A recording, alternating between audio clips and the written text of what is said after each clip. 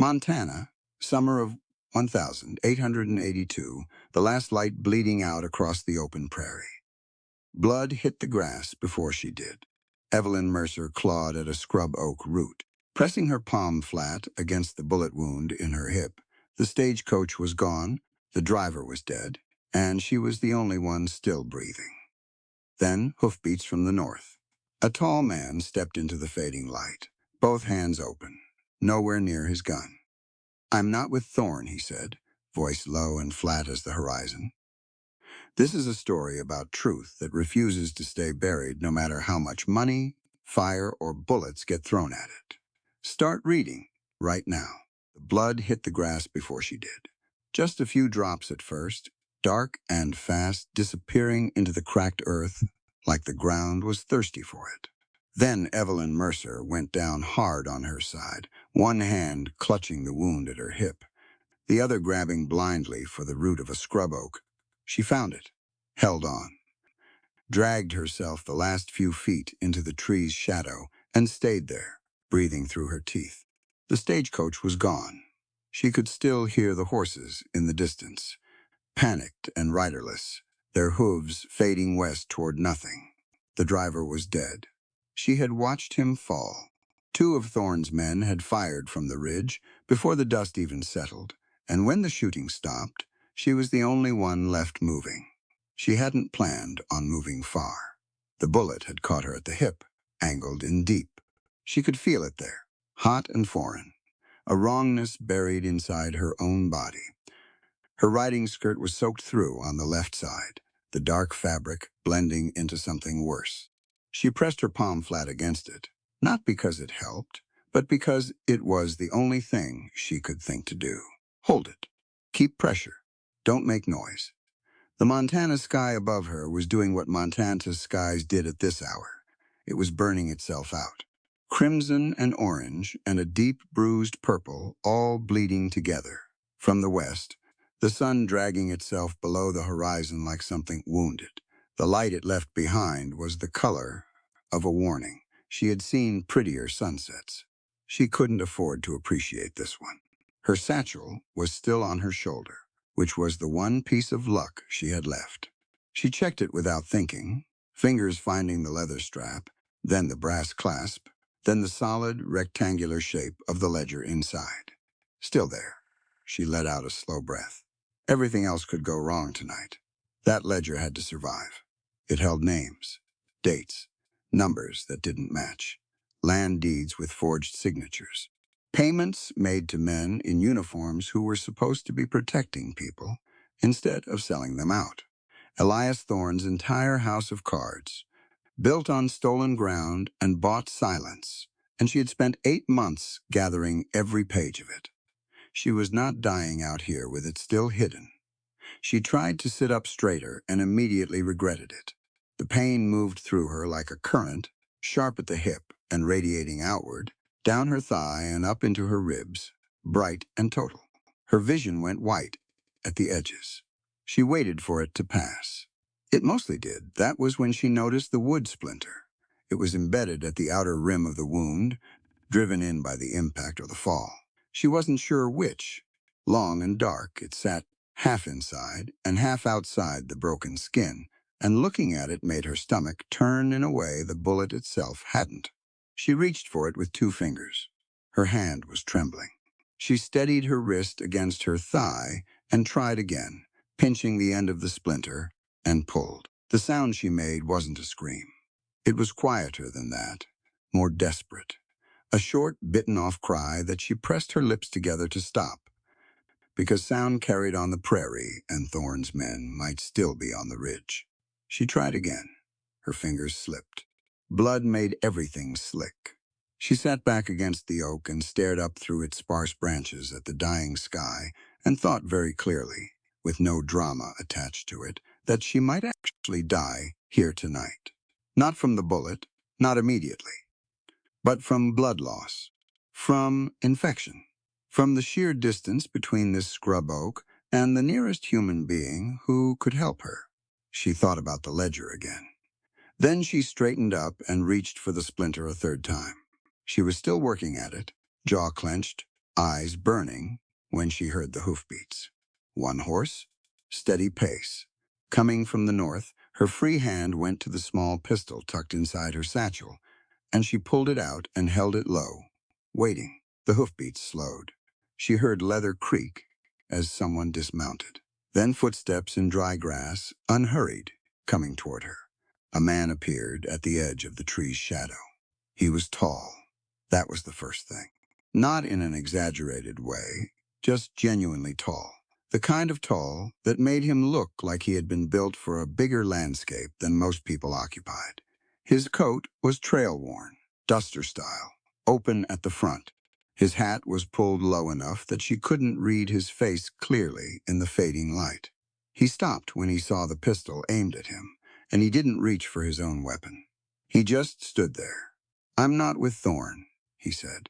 His voice was low and flat, the kind of voice that had learned not to waste itself on unnecessary volume. "I heard the shots about a mile east. Saw the stagecoach." He paused. "You're the only one out here still alive. That you can see," she said. "That I can see," he agreed. She studied him. He wasn't moving toward her. He wasn't doing anything threatening with his hands, which were open and visible at his sides. His horse had stopped a short distance back and was standing quiet, which told her something about the man. A nervous or cruel owner made a nervous horse. This one was calm. She lowered the pistol. "Not all the way. Halfway. I have a bullet in my hip," she said, because there was no point in being coy about it. "I can see that, too." He took one step closer, slowly, watching her face for permission. "Can you stand? I haven't tried yet." "Try now." Carefully, braced one hand against the oak root and pushed herself up. Her leg buckled, and she caught herself on the tree and stood there breathing, hard upright but barely. The hip screamed. She held still and waited for her body to adjust. "Good," he said quietly. "That's good." He came closer and crouched down to look at the wound without touching it, and she got her first real look at his face. He was older than she'd first guessed. Mid-40s, maybe. His jaw carried several days of gray and brown stubble. His eyes were a particular shade of gray, the color of storm clouds over open country, and they were completely steady. He wasn't flinching at the blood or the wound. He was just looking, assessing. The same practical way she herself looked at an injury when she needed to understand it before she could treat it. "Bullets, still in there," he said. "I know, and there's a splinter at the edge. I know that too." He glanced up at her. Something in his expression shifted. Not quite respect yet, more like the beginning of it, the moment a person stops assuming and starts paying attention instead. "You're trying to pull it yourself." "I was." He straightened back up to his full height. "My name is Gideon Ross. I have a cabin about 2 miles north. It's not much, but it has clean water and a fire and a proper needle and thread." He said it simply, no performance attached to it. "I can get you there, if you'll let me." She looked at him for a long moment. She had spent her adult life learning to read people out of necessity more than preference. Frontier life didn't leave much room for bad reads. You learned to notice how a man held his shoulders, how his eyes moved, whether his stillness was peace or suppression. Gideon Ross's stillness was something close to controlled grief, like a man who had learned patience, not because it came naturally, but because losing it had cost him something he couldn't get back. She made her decision in Mercer, she said. "School teacher, self-trained medic, and I need that splinter out before we go anywhere, or the wound will worsen on the ride." He nodded. He reached into his coat and produced a small folding knife, clean-bladed, and held it up so she could see it before he did anything else. "May I?" It was such a simple thing to ask, 2 words, and yet it landed somewhere important, because most men wouldn't have thought to ask at all. They would have just moved forward, assuming that help erased the need for consent. "Yes," she said. He knelt beside her, and she braced her back against the oak and held her skirt clear of the wound with both hands. She could feel her own pulse in the hip, thick and urgent. He worked quickly, and without unnecessary commentary, using the flat of the blade to carefully lever the splinter free. and she felt it come loose with a sensation that was equal parts relief and agony. She made the sound again, that small, desperate sound. He paused, not from hesitation, but from awareness, giving her a second to breathe through it. "I have it," he said quietly. She nodded. She didn't trust her voice right at that moment. Rose to his feet, and she watched him wrap the splinter in a cloth from his pocket, methodical, unhurried. Then he looked at her directly, and for the first time she saw something other than practicality in those gray eyes. She saw recognition, not of her specifically, of what she was doing, which was refusing to be undone by pain, staying upright by choice rather than circumstance. He moved to her left side and offered his arm. Not to pick her up, not to sweep her along, like she was something to be managed. Just an arm, steady and available, to bear some of the weight, if she chose to take it. She took it. She wasn't going to pretend she didn't need it. Getting to the horse was slow. Her left leg would carry some weight, but not much, and every step jostled the hip and sent the pain rippling outward again. She controlled her breathing the way she'd learned to, slow and deliberate, keeping her mind just above the sensation instead of drowning in it. Gideon matched her pace exactly. He didn't pull ahead. He didn't rush her. He simply moved at whatever speed she said. The horse was a big roan, broad-backed, and patient. Standing next to it, she looked at the stirrup and did the math, and knew immediately that mounting from the ground on her own was not going to work. Gideon seemed to know this too. "I'll lift," he said. "Tell me where it hurts, and I'll avoid it." "Left hip? The whole left side?" "I'll come from the right then." She put her right foot in the stirrup, and he took her weight from the right side and boosted her up, and she settled into the saddle and immediately gripped the pommel with both hands, because the shift of position had sent a fresh wave of pain through her that she was not fully prepared for. She tried to pull the bloody folds of her skirt clear of the wound with one hand. She was still working at it when the pain surged again. Her hands were trembling. The blood on her fingers made everything slippery. She was trying to press the fabric away from the wound without touching the wound itself, but her hands kept losing their grip, and the angle was wrong, and every small movement pulled at something that absolutely did not want to be pulled. She felt her eyes go hot. Gideon had one hand on the horse's neck, steadying it. He watched her struggle for a moment, not moving to intervene, giving her the chance to solve it herself. Then, when she made a second attempt, and the slick fabric slipped again, and her hiss of pain was sharper than she'd intended, he reached up. He covered her hands with his, not taking over, just steadying. His grip was firm and warm and completely still, and it stopped the trembling in her fingers. Almost immediately, the way a calm voice stops a room.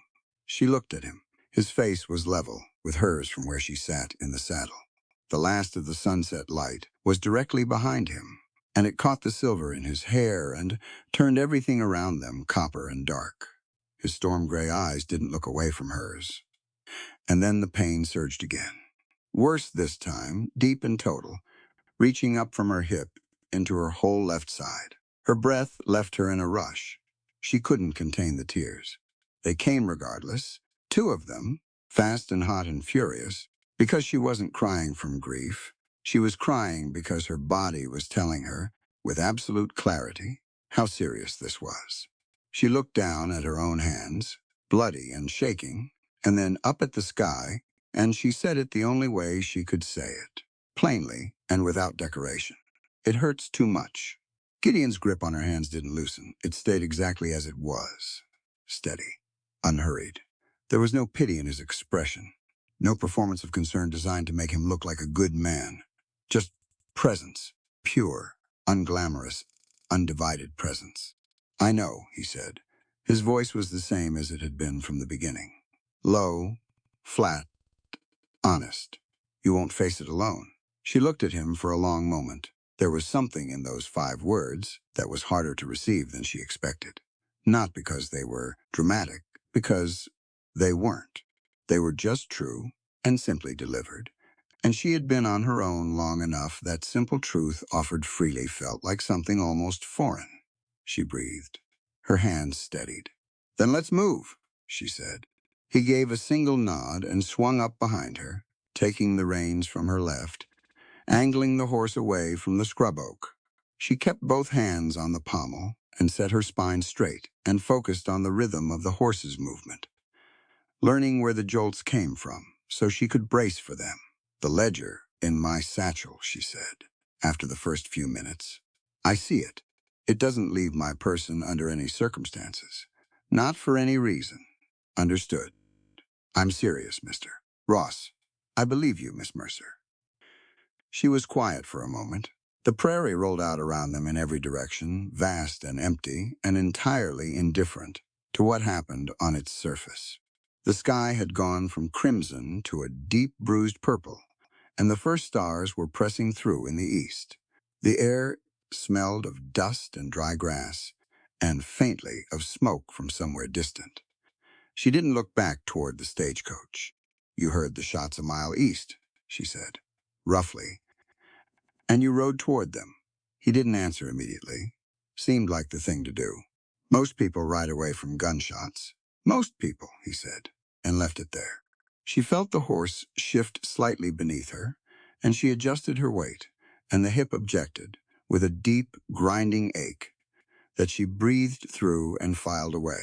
She would need to treat it properly when they arrived. She was already sorting through what she knew about bullet wounds, about the risk of infection in the field, about what happened when a fragment sat too long in muscle tissue.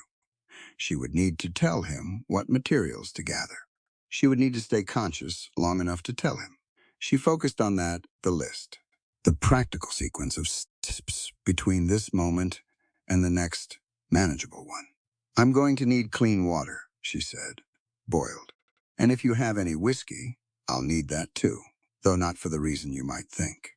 Cleaning the wound. And the needle. Whatever you have for thread, linen is better than cotton if there's a choice, but I'll use what there is." "I have gut thread," he said. "From the horses. That'll do." She could feel him behind her, the solid weight of him in the saddle. He rode the way he walked, with an economy of movement that suggested long practice. He wasn't fighting the horse or performing for an audience. He was just riding, doing the thing. The cabin was north. 2 miles, he'd said. In the gathering dark, the prairie was turning its nighttime colors, all deep blue shadow and silver grass. A nighthawk cut across the sky ahead of them, with its odd mechanical cry, and disappeared. She thought about the sheriff back in town, the man she'd trusted enough to tell her travel route to, the one who had known she'd be on that stagecoach today. She filed that thought away, too.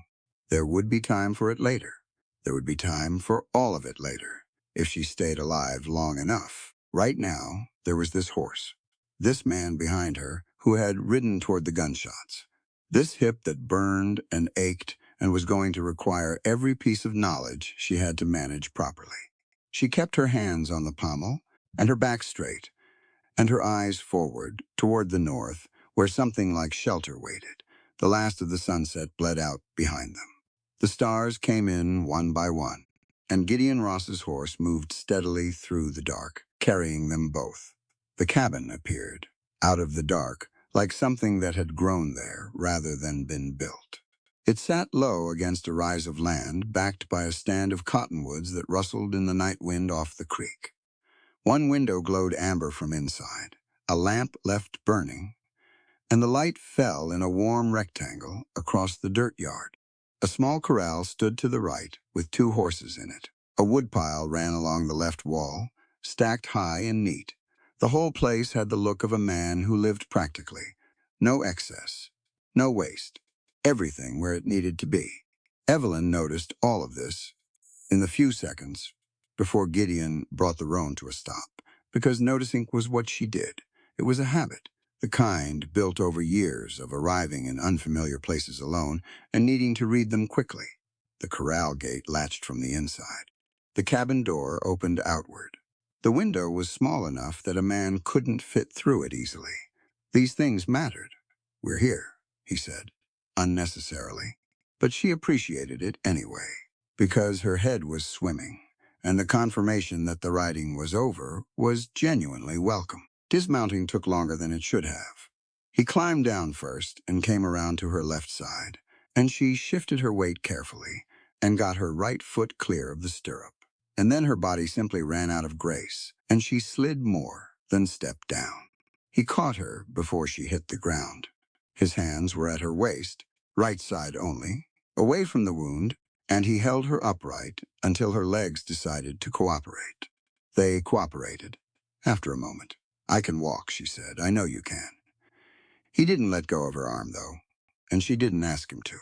They went toward the cabin together, her pace dictating theirs, and he shouldered the door open and brought her through into the warm yellow light inside. The space. The space was one main room, a stone fireplace on the north wall, with a low fire already laid in it, a rough table with 2 chairs, a rope bed against the east wall, with a wool blanket folded at its foot, shelves along the west wall holding tools, tins, a few books. The floor was packed dirt but swept clean. The ceiling was low enough that Gideon had to angle his head slightly to clear the main beam. She noticed the books, 3 of them. She couldn't read the spines from here, but she noted their presence. He guided her to the bed, and she sat on the edge of it, and immediately felt the relief of being horizontal on solid ground. Not horizontal yet, just seated, but it was enough. She set her satchel down on the bed beside her, within arm's reach, and pressed her palm against her hip again. "Water first," she said. "Boil it, all of it, and bring whatever light source you have close to the bed. I need to see what I'm doing." He was already moving toward the fireplace. "There's a lantern on the shelf. Bring it over before you start the... No. I want to look at this before I lose any more light or clarity." He brought the lantern. She took it and held it low over her hip and peeled back the wet fabric as carefully as she could and looked at the wound properly for the first time. It was bad. Not catastrophically so, but bad enough. The bullet had gone in at an angle, deep into the muscle of the left hip, and the entry wound was ragged around the edges. The bleeding had slowed, but not stopped. The area around the wound was beginning to show the early swelling that would become much worse by morning. She knew what needed to happen. She had done this before, on herself and on others, out of necessity rather than training. Frontier life produced its own kind of medical education. You learned because there was no one else to learn it for you. "The bullet needs to come out tonight," she said, not looking up from the wound. "If it stays in, infection will set in within days, possibly sooner, depending on how clean the shot was." She paused. "I can guide you through it if you're willing to do the work. Or I can do it myself if you'll just hand me what I need." He had stopped at the fireplace, holding the water pot, looking at her. "Have you done this before? Extracted a bullet?" "Yes, from others. Not from my own hip. But the principle is the same." He was quiet for a moment. "Tell me what you need," she told him. She told him, in order, because order mattered. The sequence of steps was what stood between a person and chaos in a medical situation, and she had learned that early. He listened without interrupting, which she appreciated more than she said. Most people interrupted. They thought interrupting with questions showed engagement. It didn't. It broke the chain of information and forced the speaker to rebuild it. He gathered everything she listed. The water went onto the fire. The whiskey bottle came down from the shelf, almost full, which was fortunate. The folding knife she'd already seen him use. Gut thread. A curved needle that he'd been using on saddle repair, which was not ideal, but was adequate. 2 clean rags, or clean enough. A second lamp. While the water heated, she worked on what she could manage herself. She opened her satchel and removed a small, folded cloth that held dried yarrow, which she carried as a matter of habit, because yarrow slowed bleeding and had done so reliably for centuries before anyone had thought to write it down.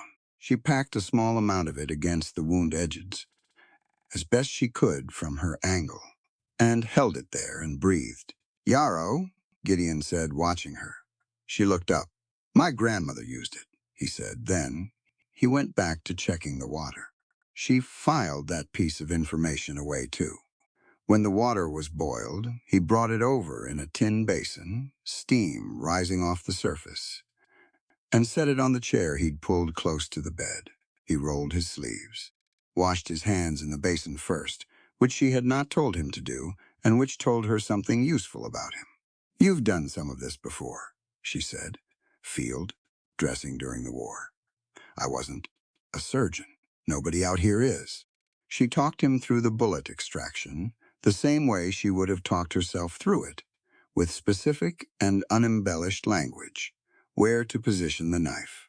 What angle. How deep. What to do if the bullet had fragmented, which she didn't think it had, but wanted him prepared for. He listened and did what she described, and his hands were steadier than she expected. And when the moment came that she needed to be, she was as still as she could make herself. She did not stay entirely silent during it. The pain was too present and too specific for that.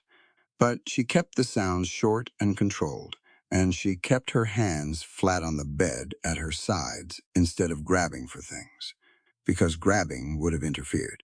She focused on the ceiling above her, on a knot in the wood there, a specific irregular shape, and she stayed on it like an anchor. Got it, Gideon said. She closed her eyes for 3 full seconds. The bullet was small and misshapen, and he showed it to her because she asked to see it. She looked at it, nodded, told him to set it aside.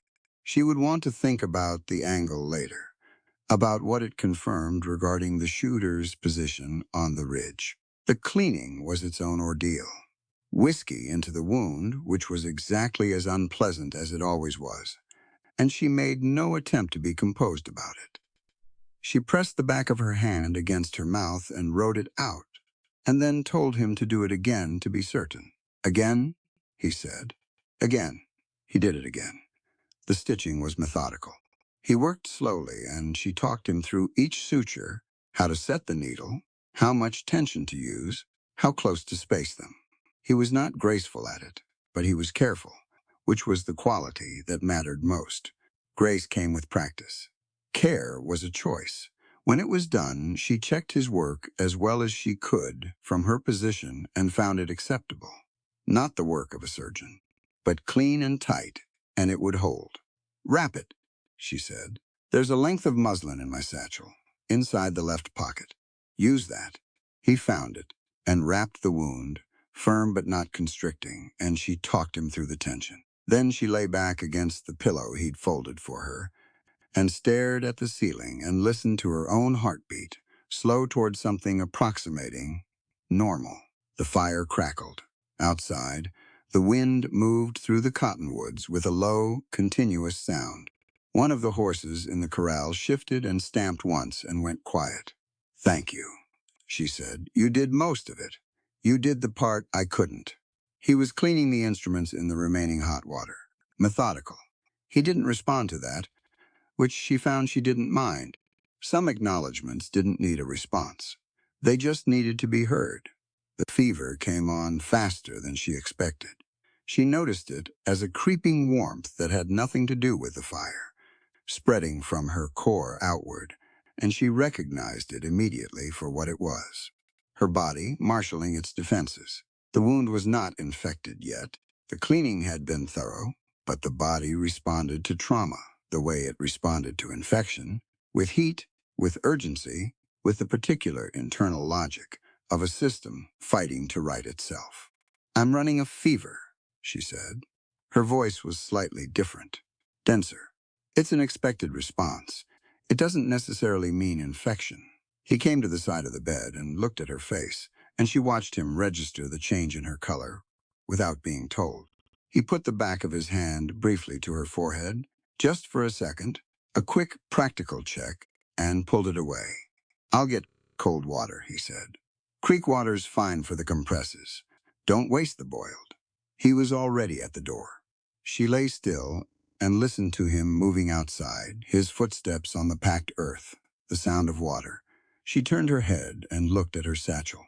She reached for it and pulled it closer, her fingers finding the clasp and she opened it just enough to confirm. The ledger was where it had been, undisturbed, and then she closed it again. 8 months of her life in that leather satchel. 8 months of careful, quiet, dangerous work. Letters sent under false names. Meetings in the backs of supply stores. In towns where nobody knew her face. A clerk in Thorne's operation, who had helped her out of conscience and at significant personal risk. A land surveyor who had kept copies of documents he was paid to forget, all of it layered together into a record that was, she believed, irrefutable. Or close enough to irrefutable that it would hold up in a territorial court if she could get it there. She needed to stay alive to get it there. Gideon came back with a tin pail and several cloths, and he folded one cloth over itself and pressed it gently to her forehead. The cold was immediate and sharp and wonderful. She let out a breath. Wrists too, she said, and the back of the neck if you can manage it. That's where the blood runs close to the surface.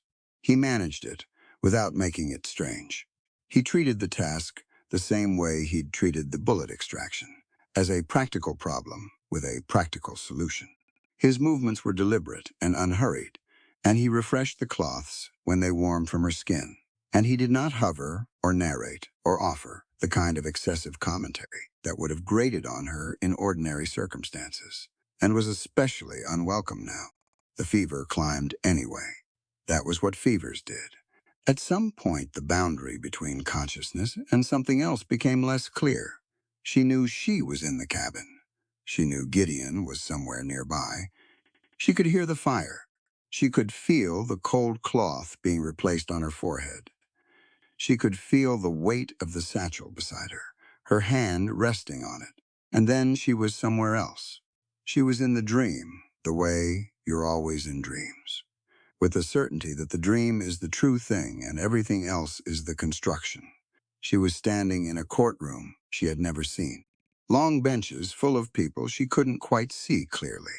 A judge at the front, the ledger in her hands, heavy and solid, the leather worn at the corners. She was trying to speak, and the words were coming out in the wrong order. And the more she tried to correct them, the more they scrambled, and the judge was looking at her with an expression she couldn't read. Then the courtroom changed, and she was in the mine. She had never been inside a mine, but she knew that was where she was, because the walls were close and dark, and she could feel the weight of the ground above her. There were men around her, faces she didn't know, and they were looking at something she couldn't see, and she had the absolute conviction that she had done something wrong, something she hadn't known she was doing at the time, but that had caused something irreversible. The ledger was still in her hands. She gripped it harder. She came back to the cabin with a sharp intake of breath. Her hand was pressed hard against the satchel, knuckles white, and she was lying on her side in a way that didn't feel intentional. The fire was lower. The lamp was still burning. From somewhere near the fireplace came the sound of someone breathing. Slow and steady. She lifted her head. Gideon was sitting in the chair beside the fire upright, but with his head tipped slightly back. Asleep, she thought. Then his hand moved and picked up the cold cloth from the bucket without his eyes opening, and she revised her assessment. Not asleep. Something in between. Aware enough to respond. Resting without fully releasing his hold on the room. She watched him refresh the cloth and turn it over in his hands and set it back in the bucket. He hadn't left. She hadn't asked him to stay, and she hadn't asked him to go, and in the ambiguity of that, he had simply stayed through however many hours this night had already consumed, keeping the fire and the compresses and the lamp and the quiet. He had not sat at the edge of the bed where he would have been too close. He had not gone to the other room, if there was another room, where he would have been too far. He had found the appropriate middle distance and stayed there, she thought, with the slightly detached clarity that fever sometimes produced, that this was not a small thing. The ability to find the appropriate distance, to stay present without pressing in. Most people couldn't do it. They defaulted to one extreme or the other.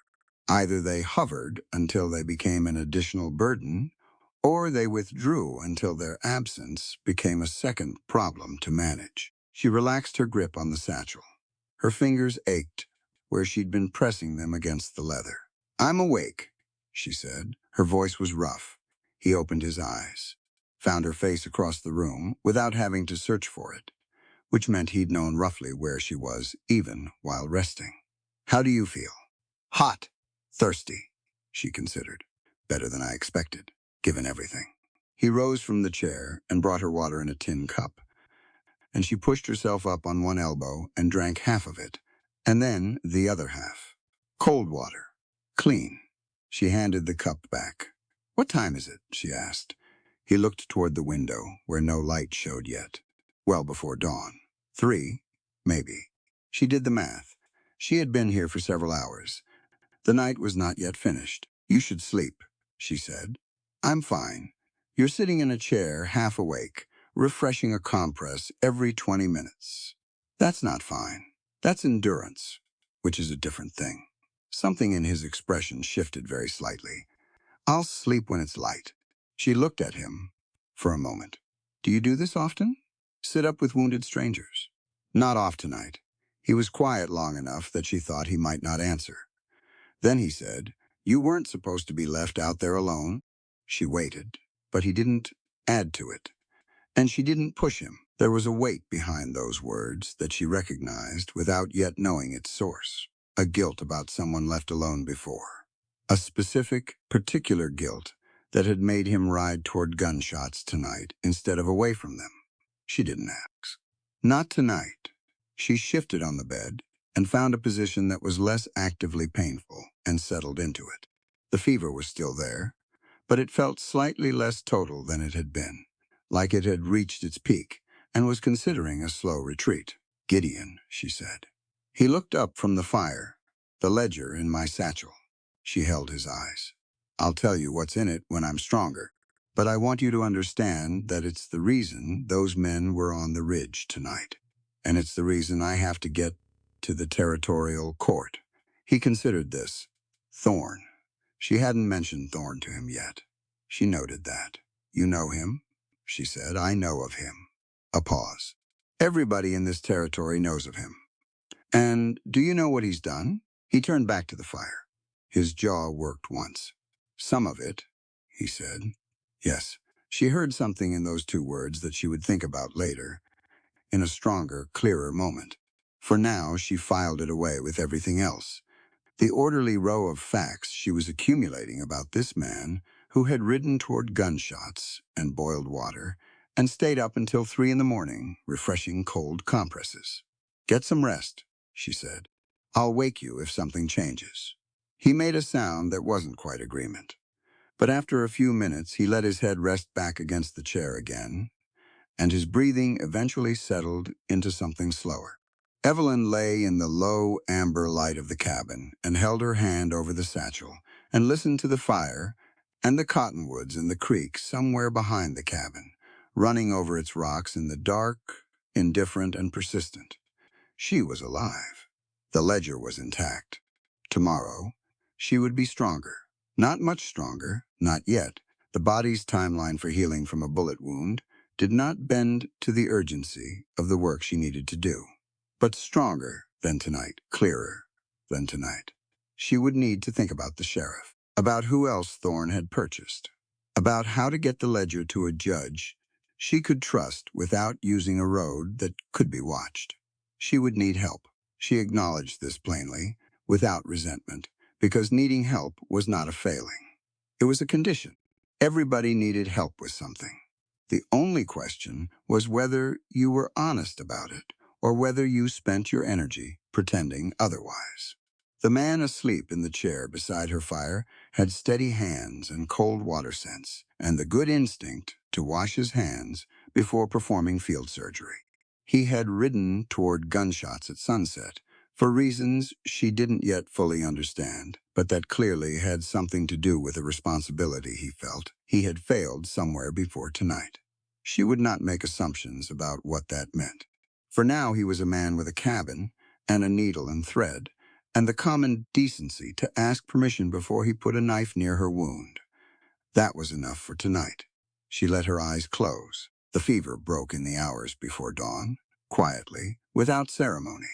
One moment she was too warm, and the next she wasn't, and her body loosened around, that released the way a fist loosens when it finally stops needing to hold on. She slept.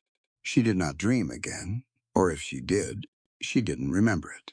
When the gray light of early morning came through the small window and fell across the cabin floor, she woke to find Gideon Ross still in the chair, his boots on the floor, his gray eyes already open, watching the door with the patient alertness of a man who had learned a long time ago to sleep with one part of himself always standing guard. He heard her move. He looked at her. "Fever's down," she said. He exhaled slowly. "Good," he said. "Just that." She pushed herself carefully upright and sat on the edge of the bed and looked at the room in the early daylight, cleaner and clearer than it had been in the lamplight. The shelves of tools, the swept floor, the books on the shelf, and now she could read two of the spines from here. Marcus Aurelius, a surveying manual. She looked at Gideon Ross in his chair. In the morning light, gray-stubbled and tired and entirely undemonstrative about either of those things, and she thought that she did not yet know who he was or what had broken him into these particular pieces. She knew only that she was alive, partly because he existed, and that the debt was real, and that she intended to repay it in whatever way she eventually could. "I'll need to stay off this leg for some time," she said. "I can't tell you exactly how long until I see how the wound is healing by midday." She paused. "I realize that creates a problem. Does it? I'm a stranger in your cabin, requiring your care, unable to move freely, and in possession of a document that has already made me a target. That creates a significant problem for you." He looked at her steadily. "You let me decide what creates a problem for me." She held his gaze for a moment. "Fair enough." Outside, one of the horses in the corral made a low sound, a morning sound, the routine noise of an animal expecting to be fed and untroubled by anything else. The creek ran behind the cottonwoods. A bird started up somewhere in the trees. The day was beginning. She reached for the satchel beside her and opened it and ran her fingers along the ledger's spine, confirming it, and then closed the clasp again. "All right," she said. "Then let's talk about what comes next." 3 days passed before Evelyn could put her full weight on the left leg without the hip threatening to give out beneath her. She knew this because she tested it each morning. Carefully, methodically, sitting at the edge of the bed and pressing her foot to the floor and gauging what the wound would allow. The first morning, nothing. The second, a few steps to the window and back, hand trailing the wall. The third, she made it to the table unassisted and sat down in the chair and stayed there for an hour, which felt like a victory of significant proportion. Gideon watched all of this without commenting on it. He didn't offer help she hadn't asked for. He didn't stand close by with his arms half raised in case she stumbled. He went about the business of the cabin and the horses and the land, and he was available if she needed him, and otherwise, he simply let her do what she was doing. She appreciated this more than she could have easily explained. The wound was healing. She checked it twice daily with the methodical detachment she'd learned to apply to her own body when necessary, reading the tissue the same way she'd read it on other people. The stitching was holding. The swelling was down. The edges of the wound were closing properly, without the heat or weeping that would have signaled infection. She had been fortunate. The bullet had been clean, the cleaning thorough, and her body was cooperating. Her body, however, was the simpler of her two problems. The hip prevented walking any real distance, which meant she couldn't ride, which meant she couldn't leave, which meant the ledger sat in its satchel beside the bed, and the territorial court sat somewhere to the south. And between them was a gap she currently had no way to close. She had been thinking about this for 3 days, and she had arrived at a plan, or the beginning of one, but executing it required resources she didn't yet have. So she waited, which did not come naturally to her, And she used the time the only way she knew how to use time that was otherwise being wasted, she observed. She thought. She made herself useful. The ledger problem occupied the mornings. While the light was good, she worked at the table, opening the ledger and reviewing everything in it, cross-referencing dates, looking for gaps in her documentation that a defense attorney could exploit. She made notes in the margins in her small, precise handwriting. She reorganized the order of evidence to build the clearest possible narrative for a judge who would be seeing it all for the first time. This was how Gideon found her on the fourth morning, bent over the table with 2 pages spread out and a third balanced against the water cup, making marks with the stub of a pencil. He set a plate of food on the table beside her without disturbing the documents. She moved the pencil and ate without looking up, still reading. After a few minutes, she said, "Where are your farm ledgers?" He turned from the shelf where he'd been reaching for something. "Excuse me. Your farm ledgers, your accounts, expenditures, income, feed costs, whatever you track." He was quiet for a moment, on the shelf. "Why?" "Because I've been here 4 days and I need to contribute something to this arrangement, and I can see from here that your accounts need attention." She did look up then. "I can audit them. Catch anything that's costing you more than it should. I've done it for 3 other homesteaders in the past 2 years." He looked at her for a moment. He had the expression he sometimes got, the one where he was clearly thinking something through before he said it. "You don't have to do that." "I know I don't have to. I want to. There's a significant difference." He retrieved a battered notebook from the shelf and brought it to the table. She accepted it, finished her breakfast in 3 more bites, and opened it. His records were not bad. They were just inconsistent. He tracked some expenses and not others, and the tracking method changed partway through the previous year, which made comparison difficult. There were also 2 entries that she stared at for a long moment before realizing the arithmetic was simply wrong, not fraudulent, just wrong, and the error had been compounding quietly for months. She told him this when he came back through the cabin mid-morning. "You're undercounting your feed costs by approximately 11%, she said. "It's an arithmetic error in September of last year. Everything after that is off by the same proportion." He stopped, came to look over her shoulder at the page she was indicating. She pointed to the entry and the subsequent ones and walked him through the chain of it, and he followed without difficulty, and she noted that he had no defensive response to being shown he'd made a mistake. He just looked at the numbers and nodded. "I'll correct it," he said. "I already have, in pencil. You can go over it in ink when you want." He straightened up, looked at her for a moment.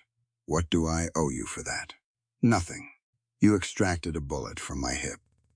I think we're close to even." Something almost like a smile moved through his expression. It didn't quite arrive, but it passed close. He went back outside. The ledger audit occupied 2 more days. She found 3 additional errors and 1 subscription to a supply catalog that had been charging him for materials he hadn't ordered in over a year, which he was entirely unaware of.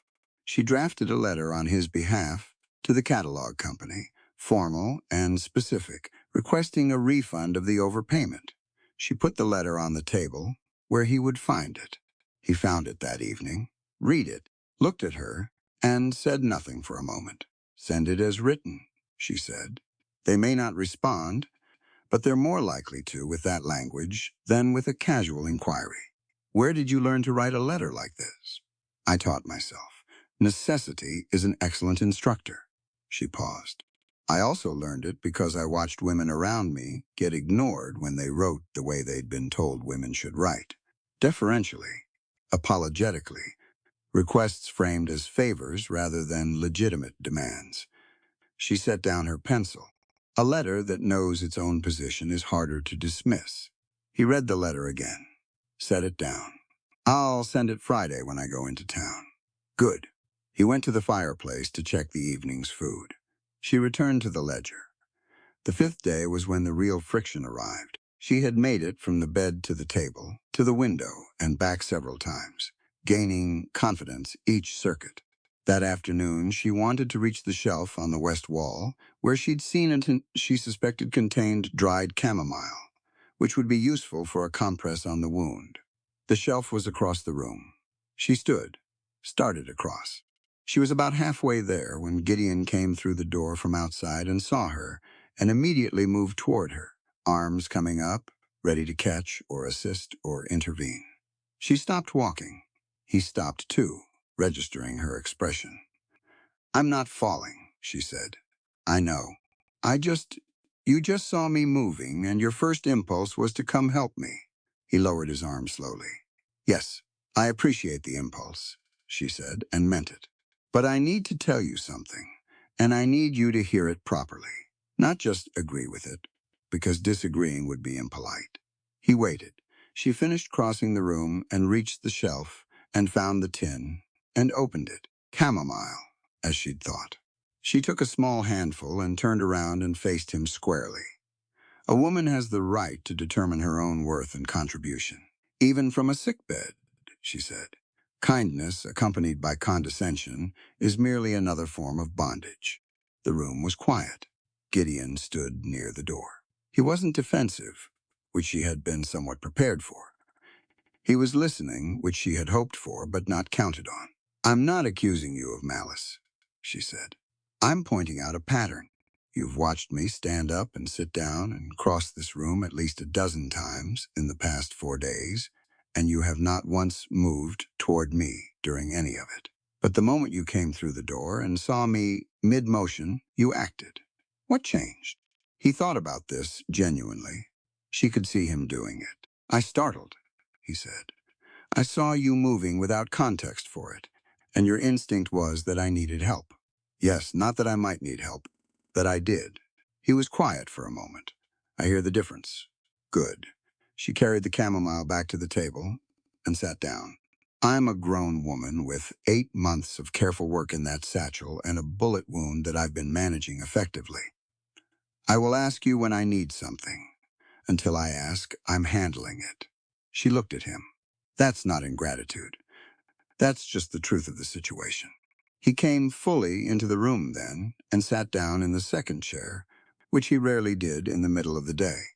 She took that to mean he wanted to continue the conversation, which surprised her slightly. "You're right," he said. "It was assumption. Yes, I'll work on it." "I know you will." She meant that too. She had been watching him for 5 days, and she had a reasonable read on him by now. He was not a man who made the same error 3 times. "Where does it come from?" "The impulse to assume." He looked at his hands. "I had a family," he said. "A wife, a daughter." He said it flat, and even the way a person said something they had learned to carry by learning to set it down carefully rather than drop it. "They died 3 years ago. Influenza, complicated by circumstances that shouldn't have been allowed to become circumstances." She waited.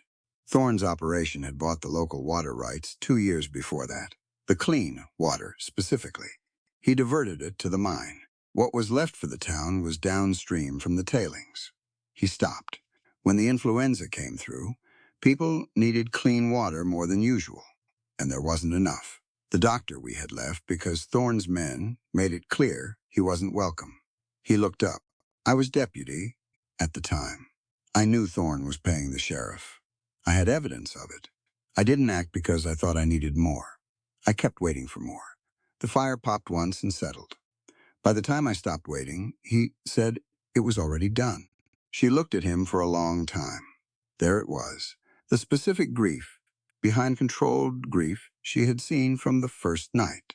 The guilt of a man who had possessed both the knowledge and the position to stop something, and had hesitated past the point of stopping it. "And so you threw away your badge," she said. "Not a question." He nodded. "Bought this land, started over with horses. And when you heard gunshots at sunset, I rode toward them." He looked at the fire. "I wasn't going to wait again." She thought about all the things she could say to that, and chose the one that seemed most useful and most honest. "Gideon, your family's death was Thorne's fault. Not your hesitation's fault. His. She held his gaze when he looked up. Guilt can be a productive force if it points you toward action. But you've been pointing it at yourself for 3 years, and that's misdirection. He was quiet. The ledger, she said. It documents what he did to the water rights. It's in there, among other things. Something moved through his expression that she couldn't entirely name. A tightening, then a release. I know, she said quietly. I've known since I read the entry dates. He stood up, went back to the fireplace and checked the pot there, which didn't need checking, but she understood the need to have something to do with his hands in that moment. She let him have it. She began working the chamomile into a compress, soaking the leaves in a small amount of water she'd kept warm in a tin, doing it carefully. Her hands were steady. The work was familiar. After a while, he said, from across the room, "What about the horses?" She looked up. "What about them?" "You said you'd tell me about the poultices. For the leg wound, one of them has been favoring." She had said that on the second day. She had noticed him treating a bay mare's foreleg with a standard cold water rinse, and had mentioned she had a better approach using what was available in the terrain around the cabin. "Bring me 3 things," she said. "Plantain leaves, the broad flat kind. You'll find them along the creek bank. Comfrey root, if it's growing there, which it likely is given the soil type, and a strip of clean cloth. I know where the plantain grows." "Then start there. We'll mash them into a paste and add a small amount of the pine resin from the jar on your top shelf, which I've been looking at for 3 days, wondering if you knew what it was for." He turned. "I thought it was a sealant. It's also an antimicrobial, very effective on surface wounds. The combination with plantain draws out inflammation." She tied off the chamomile compress and set it aside. "Bring what you find and I'll show you the preparation. You can do it yourself after that." He went outside. She heard him moving toward the creek, his footsteps unhurried. She sat at the table in the afternoon light and looked at the window. The country beyond it was wide and brown gold with late-season grass, and the cottonwoods along the creek showed yellow at their edges. The sky was that particular Montana blue that seemed to go on past the point where sky should logically end. She thought about what he had told her, about his wife and daughter, about the water rights and the sheriff, and the years of waiting for more evidence that had ultimately cost him everything he'd been trying to protect. She understood the mechanism of that, the belief that patience would produce a better opportunity, a cleaner case, a moment when action would be unambiguously right, rather than just necessary. She had run that calculation herself in the early months of building the Ledger's case. She'd waited for a better piece of evidence when a good piece was already in hand. She'd passed up one contact because the timing wasn't perfect, and then never found another way to reach him. Patience and hesitation were not the same thing, but they wore similar clothing, and it was easy to mistake one for the other until the cost of the mistake had already been paid. She had learned to act on good enough rather than perfect. She was here, in this cabin, with this wound, because she had acted on good enough rather than waiting any longer. She had secured the ledger and arranged transport before the case was entirely airtight, because waiting for it to be airtight had started to feel like hesitation dressed up as diligence. Gideon came back in with his hands full of broad, flat leaves and a root he'd dug from the creek bank, muddy at the tips. He set them on the table. She looked at what he'd brought. "Good. That's exactly what we need." She showed him how to clean the root first, scraping it lightly, then how to bruise the leaves until they released their moisture, then how to work the two together into a rough paste using the back of a spoon. The pine resin went in last, just a small amount, worked through evenly. He was a quick study. He paid attention without performing attention, which was a real distinction. Some people nodded elaborately at every instruction to demonstrate their engagement. He just watched, asked one clarifying question about the proportion of resin, and then did it correctly on the first attempt. "Wrap it against the foreleg," she said. "Not too tight. Check it in the morning." And if the swelling's down, leave it another day before rewrapping. If it's not down by the third day, come back to me and we'll try something else. He took the prepared poultice and went back out. She stretched her left leg carefully under the table, feeling the pull of the stitches, which was becoming more of an itch now than a pain. Itching meant healing. She knew that. She still found it unreasonably irritating. When Gideon came back inside, he paused at the table and looked at the work she'd spread out there. Her notes on the ledger, his corrected accounts, the chamomile compressed drying to one side, the remnants of the poultice preparation. You didn't sleep much last night, he said. She looked up. How would you know that? Light under the door. She had been working by lamplight well past midnight. No, I didn't sleep much. The wound? My mind. She pressed the pencil to the table and looked at him. I keep running through who else Thorne has in his pocket. The sheriff is bought. That's established. But there are other checkpoints between here and the territorial court. Other places where the wrong person being present at the wrong moment could end everything. Who do you trust? He asked. Fewer people than I thought before last week. He sat down in the second chair again. This time it felt less deliberate, more habitual, as if the chair had gradually become a place he went to think alongside her rather than across from her. There are miners, he said, at Thorne's operation. I've been watching his camps for almost a year. There are men in there who know exactly what's being done to them, who would testify if they thought testimony would actually change anything. She looked at him. You've been watching the camps, quietly, for a year. I wasn't ready to act, he said. Then with a slight roughness, or I was waiting for more. I'm aware of the irony. She let that sit for a moment. These men. Are they organized at all? There's one. A lead miner. Name of Isaac Vance. He keeps the others from breaking apart when conditions get bad. Smart man. Patient. He's been there longest, and he knows where the bodies are buried, metaphorically speaking. He paused, and possibly not only metaphorically. She pulled a fresh page toward her and wrote the name at the top. Isaac Vance. I need to meet him, she said. That's going to require you to walk considerably more than you can currently walk. I'm aware of that. She looked at the leg. Give me 2 weeks. He looked at the leg, too, then at her, 2 weeks. She wrote the name again, neatly, and underlined it. The afternoon moved past them. Light came through the small window and crossed the table and climbed the east wall and began to fade. Outside, one of the horses in the corral knocked against the fence rail. In the patient way, horses communicated their minor dissatisfactions. She worked. He came and went. At one point, he brought her a second cup of water without being asked, which she drank, and brought back a question about a specific entry in the supply ledger that she answered without looking up from her own work. It was, she thought, a functional arrangement. 2 people in a small space, each doing what they were capable of doing, neither making the other feel like a burden or a project. She was not performing recovery. He was not performing generosity. They were just present in the same room, and the room was better for it than it would have been for either of them alone. She had not had that in a long time. Uncomplicated presence. She was not sure what to do with it, except accept it. So she did. Evening came on. Gideon made food plain and substantial. They ate at the table across from each other, which they had done every meal since she'd been able to sit upright. He cleaned up after, which she would have done herself, but the fire and the water bucket were both at angles that still cost her more than they should. She made a mental note to handle it herself tomorrow, and said nothing tonight.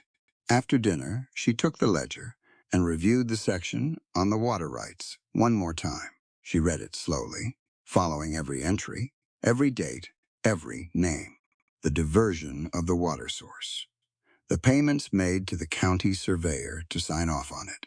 The complaint filed by 3 homesteaders and dismissed by a judge who had received a payment 11 days prior to the dismissal. The pattern was clear, and it was complete, and it was damning. She thought about Gideon's wife, his daughter. The influenza, moving through a town with downstream water. and no doctor. She thought about what it cost a person to carry something like that for 3 years and keep moving forward anyway. She closed the ledger. "Gideon," she said. He was at the window looking out at the dark. "What you told me this afternoon. About your family." She waited until he turned. "I want you to know that what you're doing now counts. Watching the camps. Riding toward gunshots. All of it counts." He looked at her for a long moment. "I know it doesn't bring them back," she said. "I'm not suggesting that. I'm saying that the choices a person makes after their worst moment are real choices. They have real weight." He turned back to the window. "Get some rest," she said, and meant it kindly. She stayed at the table a while longer.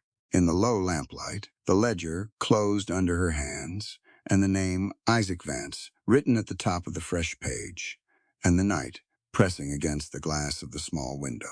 2 weeks, she had said. She intended to keep that promise to herself. The nightmares came just before dawn. Evelyn had learned to sleep lightly since arriving at the cabin, partly because the wound still demanded awareness, and partly because her mind refused to fully let go of the ledger problem, even in sleep. So when the sound started from the other side of the cabin wall, she heard it immediately. Not loud. That was the thing about it. If it had been loud, she might have reached for the pistol first. But this was quiet, which was worse. A low, strangled sound, like something being suppressed rather than expressed. The sound of a man fighting something in his sleep and losing by inches. She lay still for a moment and listened. It came again. Then the creak of the cot Gideon had made up for himself in the lean-to room off the main cabin, and a sharp breath, and then silence of a different quality than the silence before. He was awake. She didn't call out to him. She didn't say anything.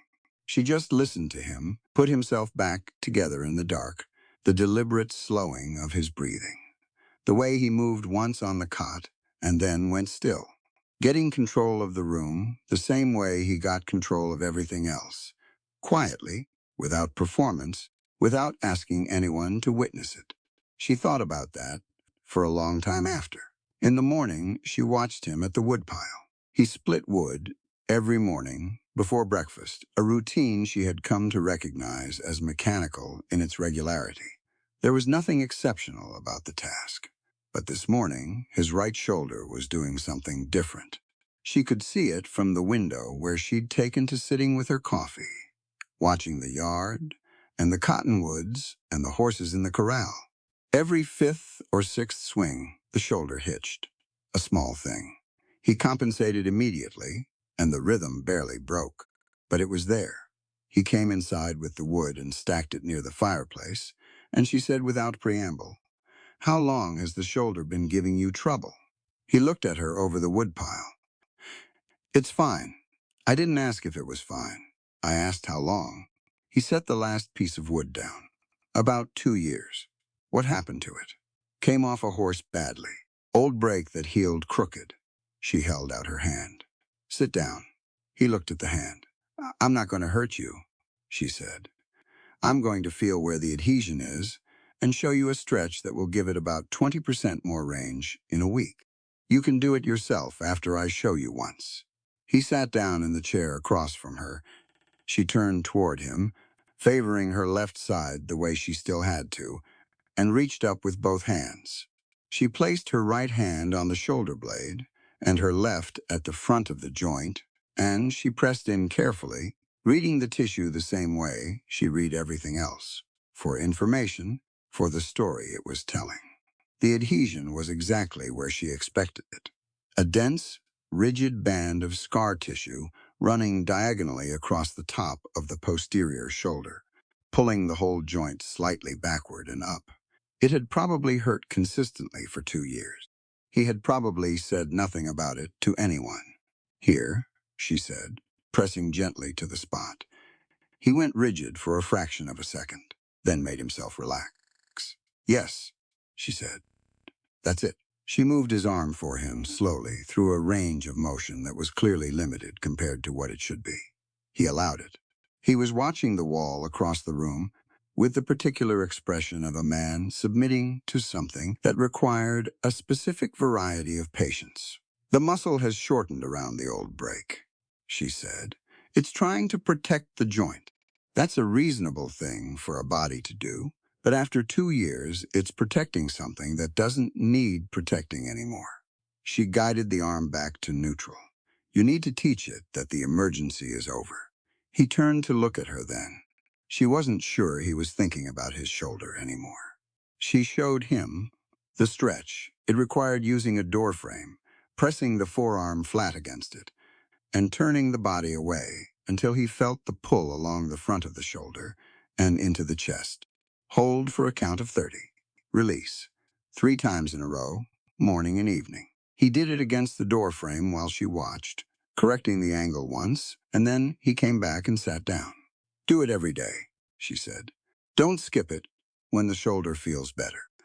The days it feels better are exactly when you need to do it most. He nodded. She went back to her coffee. He sat in the chair for a moment without immediately getting up, which was unusual for him.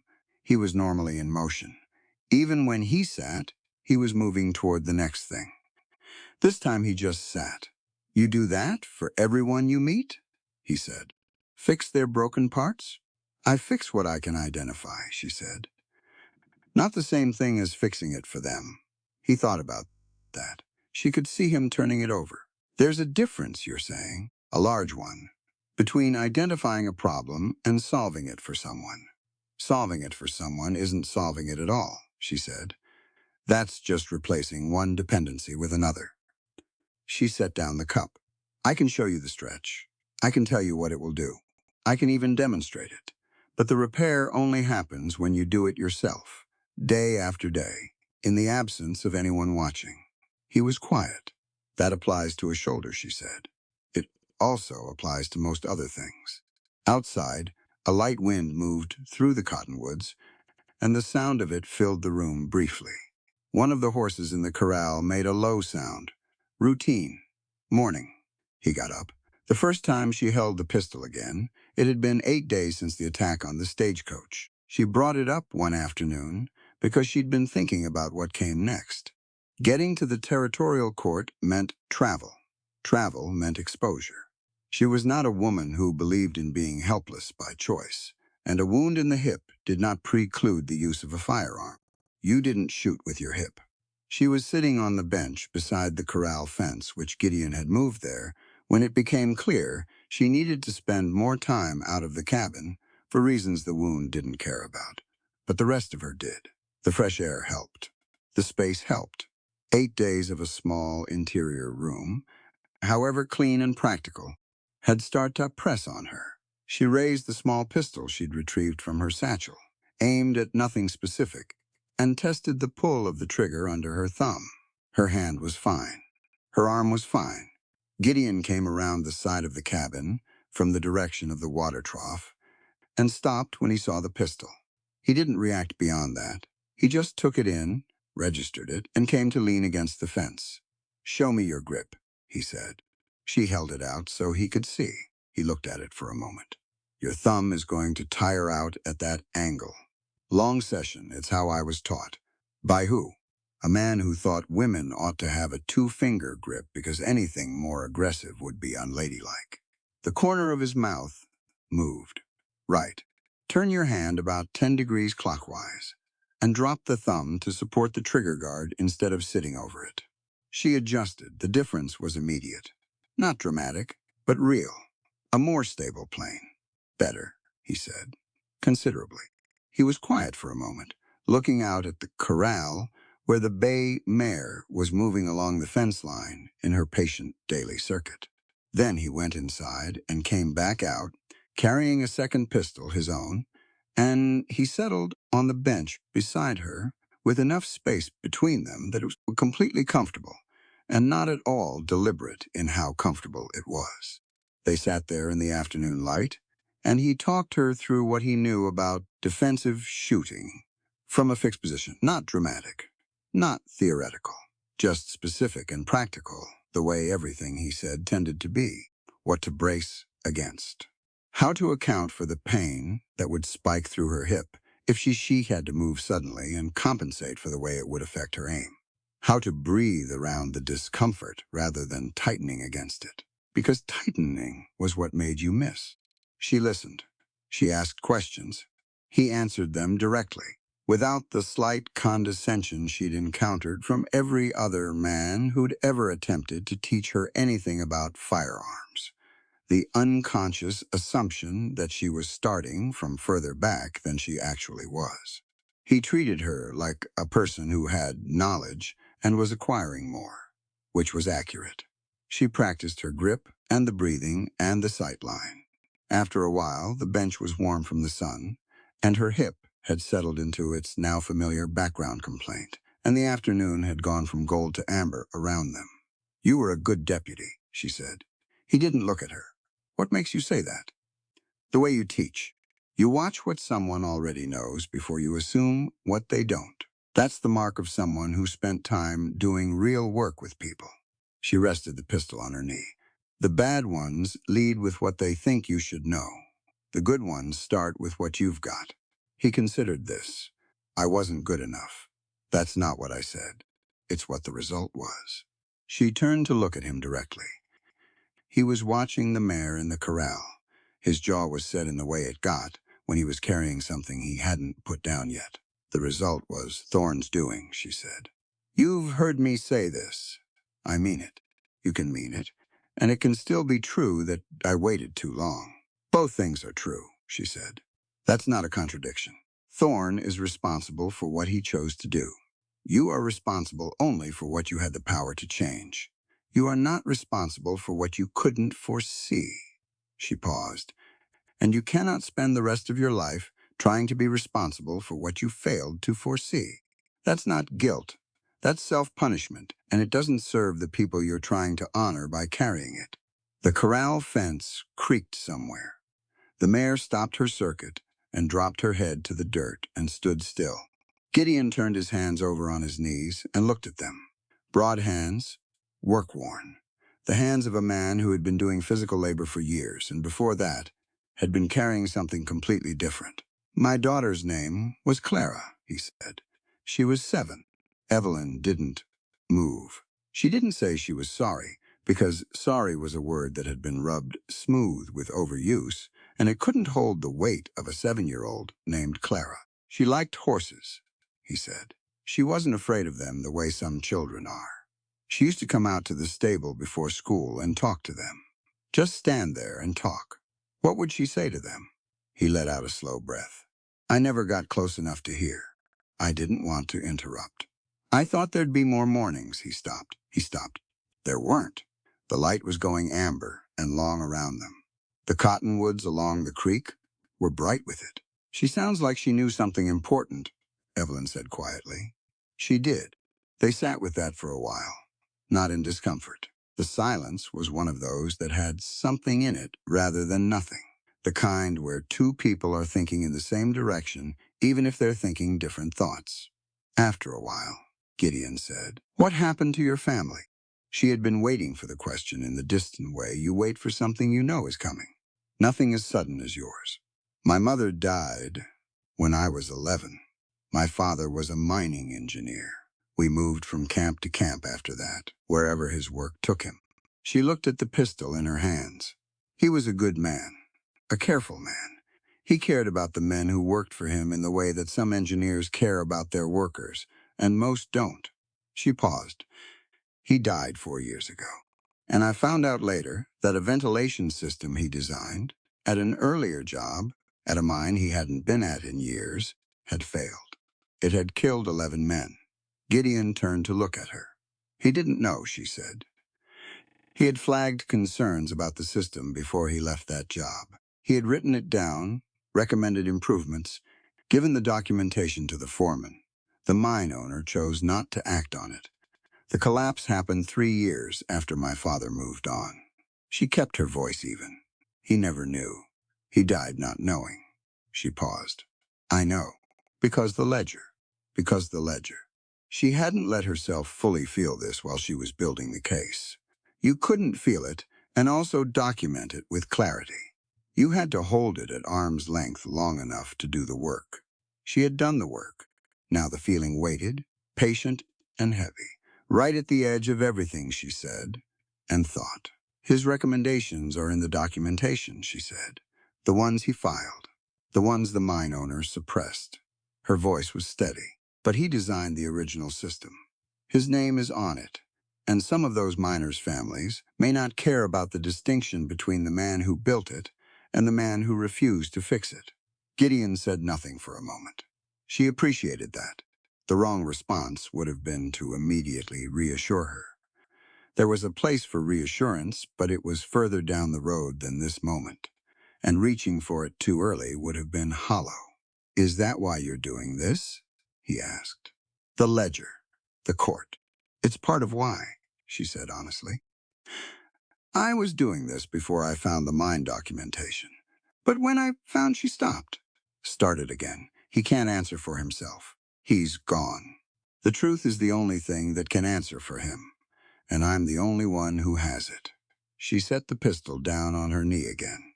If the truth is uncomfortable, that's still better than a lie. Even when it's my father. Gideon looked at her for a long moment, with those storm-gray eyes that she had come to understand didn't miss very much. "The sins of the past do not define who you are today," he said. "That applies to you as much as to him." She held his gaze. "Your worth is written by the choices you make right now." He said it the way he said everything important, without decoration, without reaching for effect. "That's what you told me about mine. I'm returning it to you." She looked away first, out at the horse in the corral, at the cottonwoods going gold in the lowering light, at the enormous Montana sky, doing its evening business, pulling the blue into deeper shades as the sun went west. She had not cried since the night of the stagecoach. She was not going to cry now. But she sat with the words and felt them land properly, the way you feel a compress on a fever. The specific relief of something exactly the right temperature, applied to exactly the right place. "Fair exchange," she said after a moment. Thought it might be. She looked back at him and found the ghost of something in his expression that was not quite a smile and not quite peace, but was in the territory between them. Progress. Maybe. The slow kind that didn't announce itself. On the 10th day, she walked to the creek. Not quickly, not gracefully. With her left hand, trailing the cabin wall until the wall ran out, and then with nothing but her own balance and the ground telling her what it was going to do before she committed to the next step. Gideon was in the corral working with the young gelding he was training, and he didn't stop what he was doing to watch her, which was exactly correct. She made it to the creek bank and stood at the edge of it and looked at the water, moving over the rocks.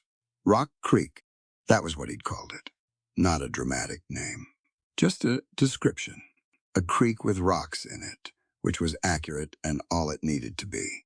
The water was cold and very clear, and the rocks were the smooth gray-brown kind that lived in mountain water for centuries and got their shapes from the patience of it. She could see the bottom clearly. Small fish moved in the shallows near the bank, quick dark darts, and then went still when her shadow fell over them. She stood there for a while. When she walked back, Gideon had finished with the gelding and was coming out of the corral.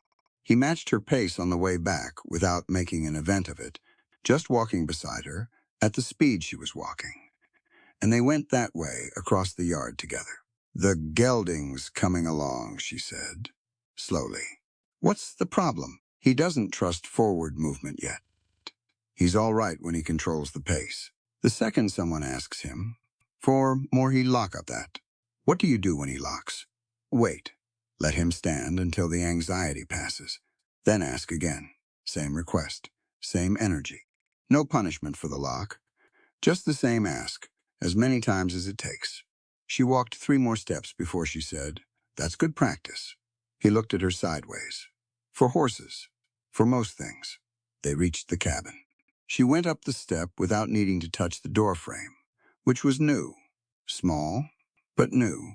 Inside, she went to the table and stood looking at the ledger and the notes and the name Isaac Vance at the top of the page she had written 10 days ago. 2 weeks, she had told him. 4 more days. She looked at her hip. She looked at the door. She looked at the page. 4 more days, she said to nobody in particular. Gideon had come in behind her. He went to the shelf and brought down a tin and started the fire for dinner. She sat at the table and uncapped her pencil and pulled the notes toward her.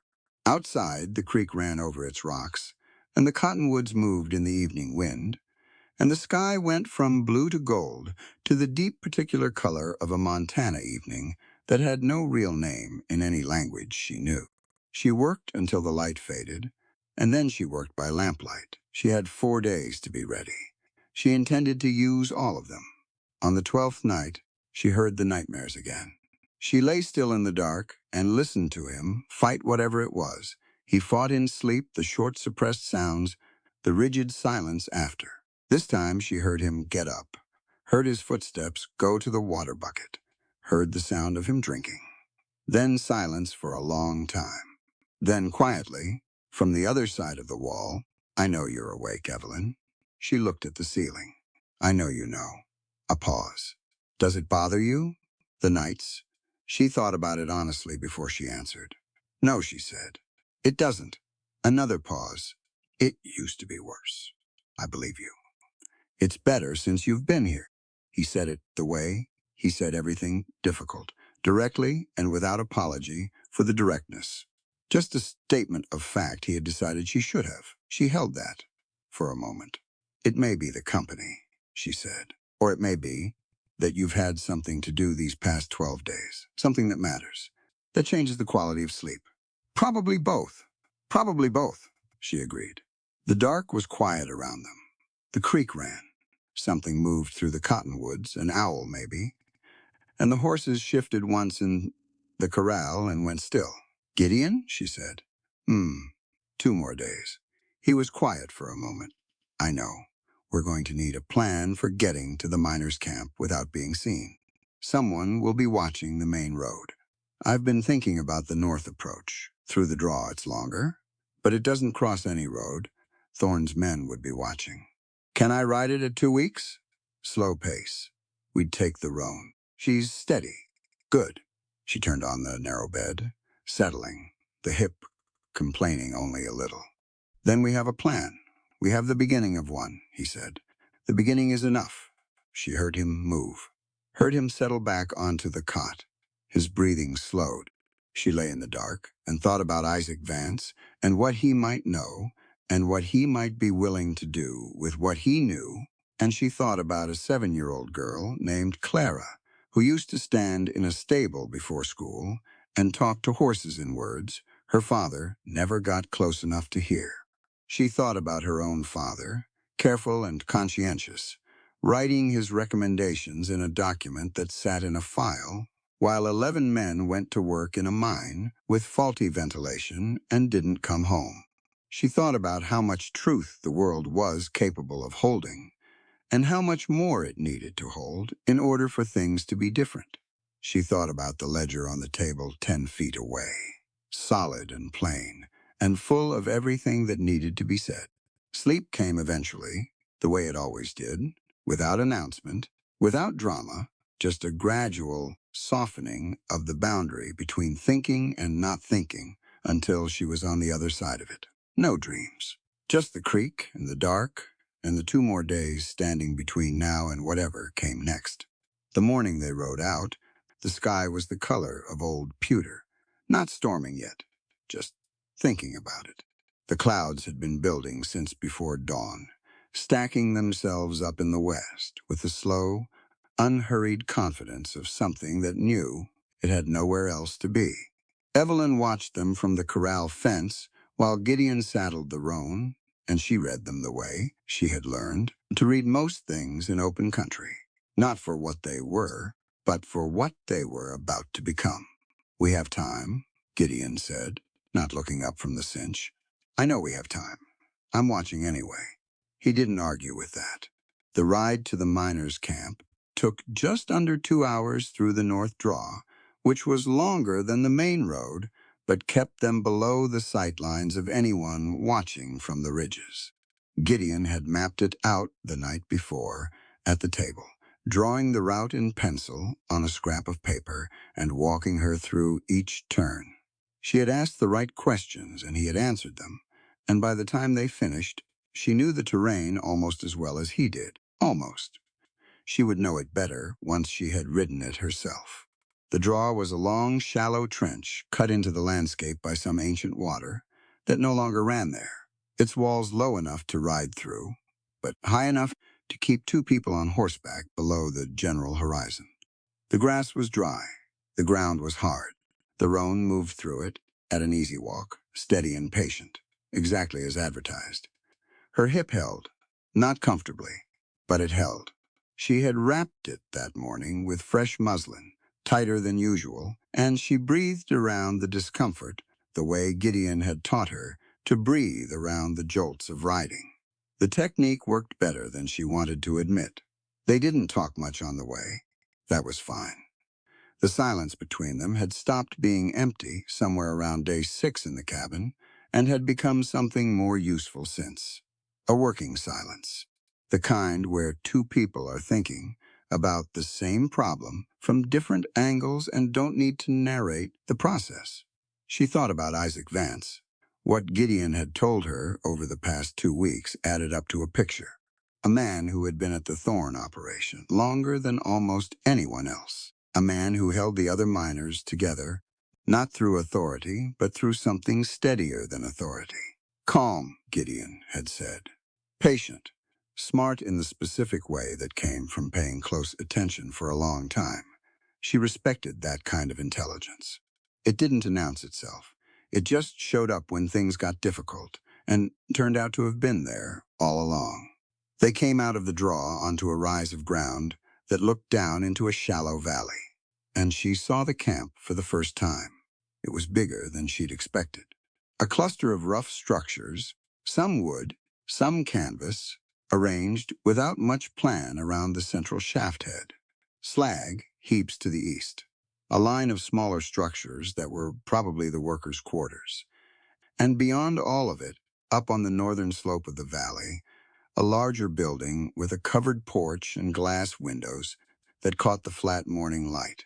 Thorne's office, she assumed. She filed its position. "How do we get to Vance without being seen from up there?" she asked. "We don't go in from this side." Gideon turned the horse south along the ridge. "There's a supply entrance on the far side. The men use it on shift changes. If Vance is on day shift, he'll come through there around midday. And if he's on night shift, then we wait." They waited. It was just past 10 in the morning. They tied the roan in a stand of scrubby pine below the ridgeline and climbed up on foot to a position where they could see the supply entrance without being visible from the main camp. Her hip made the climb slow and specific, but she made it. Gideon went slightly ahead and turned back twice to check her progress without saying anything about it, which she appreciated. They settled in behind an outcrop of pale rock and watched the camp. She used the time well. She counted the structures she could see. She watched the pattern of movement among the men working near the shaft head. She noted where the guard positions were, and when they changed, and what direction each man faced during his rotation. She had a pencil and a folded piece of paper, and she made marks on it in small, economical strokes. Gideon watched this without commenting on it. After a while, he said, "You've done surveillance before. I've paid attention before. It's not the same thing, but it produces similar results. What are you marking guard rotation?" Every 17 minutes, the man on the east side turns his back to the supply entrance for approximately 90 seconds. He's watching something up the slope, probably checking on movement from the main road. She made another mark. 90 seconds is enough. He looked at her for a moment. Enough for what? For getting a message to Vance, without anyone at the main camp seeing it happen. Isaac Vance came through the supply entrance at 10 past noon. Evelyn knew him before Gideon pointed him out, which she didn't mention.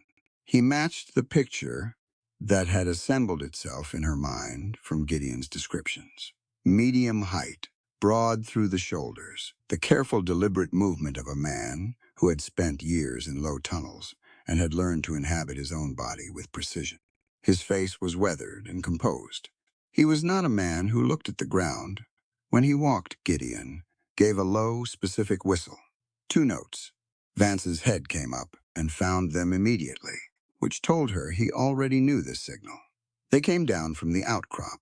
The conversation happened quickly, in the shadow of the supply shed, the 3 of them close and quiet. Gideon introduced her.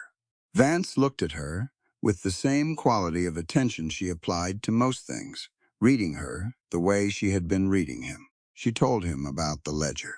Not all of it. Enough. He listened without interrupting. When she finished, he was quiet for several seconds. Then he said, "How far does the documentation go back?" 6 years. The water rights diversion is in there from the beginning. So is the ventilation system in shaft 3. Something moved through his expression at the mention of shaft 3, a tightening, then a careful control of it. 11 men, he said. Yes, I knew 4 of them personally. She held his gaze. I know. I'm sorry. He looked at her for another moment, and then he nodded. Once. And that was the agreement. Not because she had convinced him with argument, because she had told him the truth about what she had, what it contained, and what it cost her to carry it. He was a man who recognized that. There are 8 of us who would testify, he said. Maybe 10. I won't promise more than I can deliver. 8 is enough. When?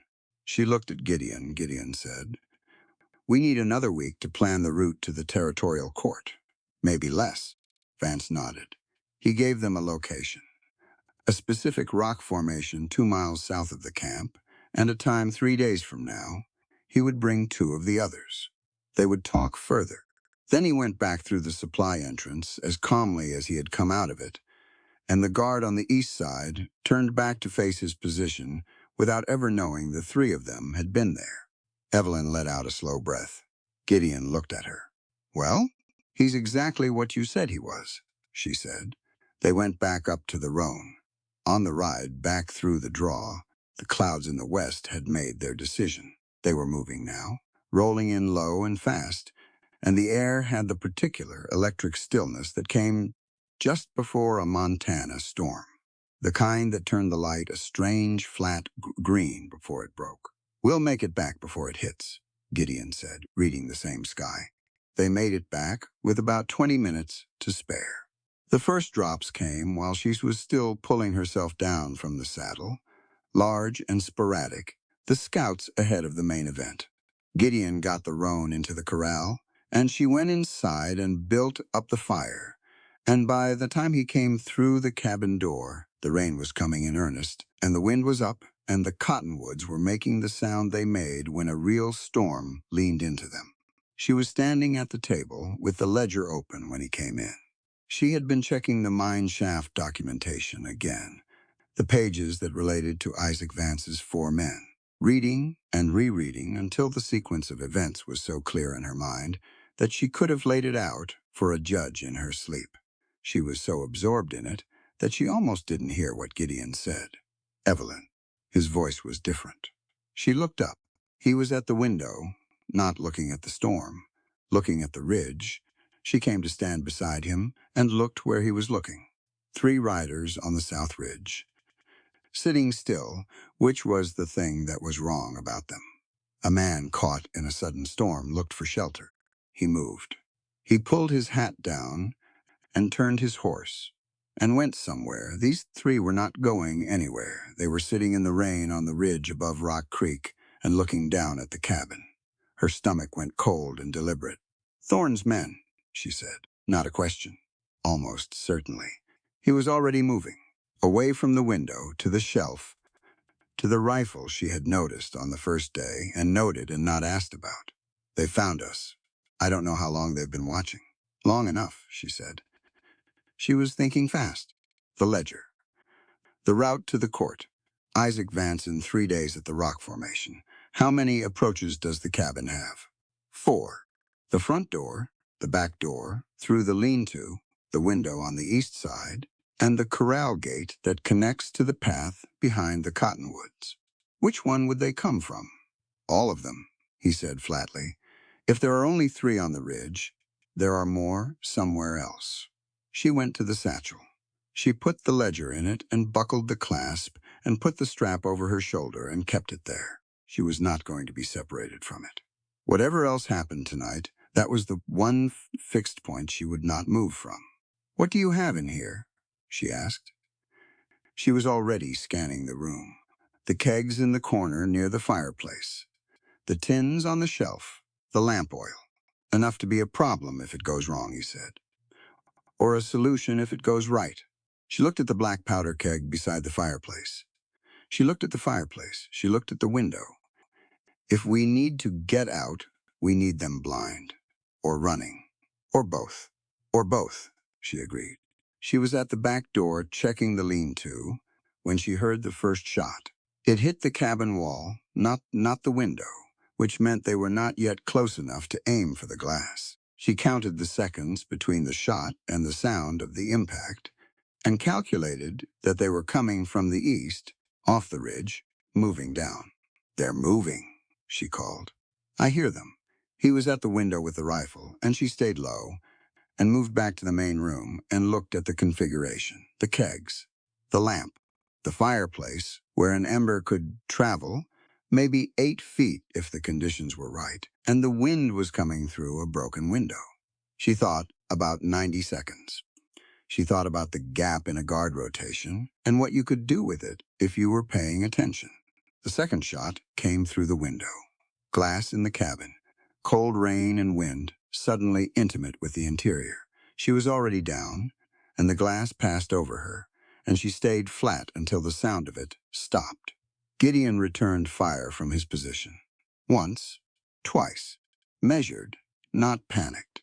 He was buying time rather than fighting a battle he couldn't win, which was the correct assessment. 3 visible riders and an unknown number below the ridge meant they were not going to hold this cabin. "We need to go?" she said. "Not yet, Gideon." "The storm," he said, still watching the east window. "Wait for it." She looked at the western window, where the storm was doing what Montana storms did, building itself into something larger and louder than the problem currently occupying the cabin. The wind was increasing. The rain was horizontal now, and behind the rain, coming in from the northwest in a low, fast wall of pale brown, was something that she recognized after a moment as a dust storm riding the edge of the rain front. She had read about this. The collision of a dry front from the east and a rain front from the west, producing briefly and violently a wall of dust before the rain overtook it. She had read about it and never seen it. She was about to see it. "How long?" she asked. 3 minutes, maybe less. 3 minutes was a long time. The third shot hit the fireplace, not the fire itself, the stone surround, and the impact sent a fragment of rock skittering across the packed dirt floor. She watched it slide to a stop against the leg of the table, and she thought very clearly about the black powder keg and the ember that was currently glowing orange at the base of the fire. "Gideon," she said. "The powder keg." He turned his head, looked at the keg, looked at the fireplace, looked at the window. She watched him run the same calculation she had already run. "If we're not in the cabin when it goes," he said. "Exactly." He looked at the storm coming in from the northwest, then at the door to the storm cellar she had identified. On day 2, a flat wooden hatch set into the packed dirt floor of the lean-to, held shut with an iron latch. "When the dust hits," he said, "they'll lose visibility for 60 seconds, maybe 90. Is that enough to move the keg? No, but it's enough to get to the cellar." Another shot. This one came through the east wall, through the wood, which meant they were closer, much closer. She heard the horses outside, the ones in the corral, alarmed and moving, and she heard something else too, voices, at least 3, coming from the south side. Not 3 riders. More. "How many did you see on the ridge?" she said. 3. "There are more than 3 outside, I know." His voice was steady. She held on to the steadiness of it. "Get to the lean-to. When the dust comes, you go down. I'll be right behind you." "And the keg?" "I'll manage the keg." "Gideon." "I'll manage it," he said again. And she heard in his voice the same thing she heard in Isaac Vance's when he said he would bring 8 men and not promise more. A man telling you exactly what he could deliver and asking you to trust that. She went to the lean-to. The dust hit the cabin like a wall. There was no gradual approach. One moment, the rain was coming at an angle through the broken window, and the world outside was the violent gray-green of a storm fully committed. And the next moment, the light changed to a terrible pale brown, and the wind screamed, and the dust came through every crack and gap in the cabin walls simultaneously, fine and total and blinding. She heard the men outside shout, heard them pull back, heard the horses screaming. She had the cellar hatch up before she finished hearing it. The cellar beneath was black and smelled of earth and old wood, and the cool, deep smell of ground that never saw sunlight. She went down the wooden ladder fast, hip protesting every rung, and landed on the dirt floor and turned back up. "Gideon?" She heard him. Movement in the lean-to. Then the main room. A crash she couldn't identify. Then the specific sharp sound of something being knocked against the fireplace grate, deliberate, angled. Then his boots on the ladder. He came down in 4 fast steps, and she grabbed his arm and pulled him clear, and his shoulder hit the wall of the cellar, and they both went down against the earth floor. As above them, the hatch swung shut on its own momentum. Then the keg went, not a catastrophic explosion, more like a massive, concussive percussion, a pressure wave that moved through the ground and through the air, and through her chest simultaneously. The cabin above them roared. She heard the roof take it and groan, and then the specific, unmistakable sound of timber giving way, not all at once, but in sequence, like something falling down a stairs. She felt Gideon's weight against her side, both of them against the cellar wall, and she put her hand flat on the earthen floor to brace and stayed down. Something hit the cellar hatch from above, then something else. Then a long, continuous cascade of sound. That was the cabin coming apart over their heads. Smoke began to find the cracks in the hatch. She pulled her kerchief up over her nose, felt him do the same beside her. The cellar filled with a thin gray haze that stung the eyes and smelled of burning wood and scorched earth and the sharper chemical edge of the powder.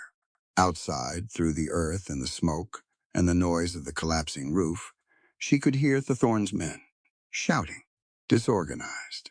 The dust and the explosion had done exactly what she'd hoped, turned a coordinated attack into a collection of frightened men trying to locate each other in brown chaos. She put her lips close to Gideon's ear. How long before they regroup? She felt him calculating. 10 minutes. Less if they're disciplined. Are they disciplined? Hired guns, not soldiers. A pause. 8 minutes. She nodded against his shoulder, and then she felt something warm on the side of his face. She pulled back, even in the near dark of the cellar. With only the thin thread of light coming through the hatch seams, she could see it. Dark and slow, coming from above his right ear, following the line of his jaw. "You're hit," she said. "It's nothing." "That is not nothing." "Grazing shot," he said, before the dust. "I didn't." He stopped, tried to reorient, and she saw the effort of it, the way he had to consciously find his own position. "I'm fine." He wasn't fine. Not entirely. She knew what a grazing head wound looked like. She had seen them before. They bled extravagantly because the scalp was full of blood vessels and had no interest in being dignified about injury. He was not in danger from the wound itself. But the concussive effect of a bullet across the skull, even a grazing one, was a different matter. "Stay with me," she said. "Not emotionally, medically. What's your name? I know my name. Say it." "Gideon Ross." His voice was irritated, which she found reassuring. Irritated was alert. Irritated meant the confusion hadn't gone deep. Former deputy, current horse trainer, presently sitting in a dirt cellar. Good. She pressed her kerchief firmly against the wound above his ear. "Hold that." He raised his hand and covered hers and pressed it there himself. She left her hand under his and kept the pressure.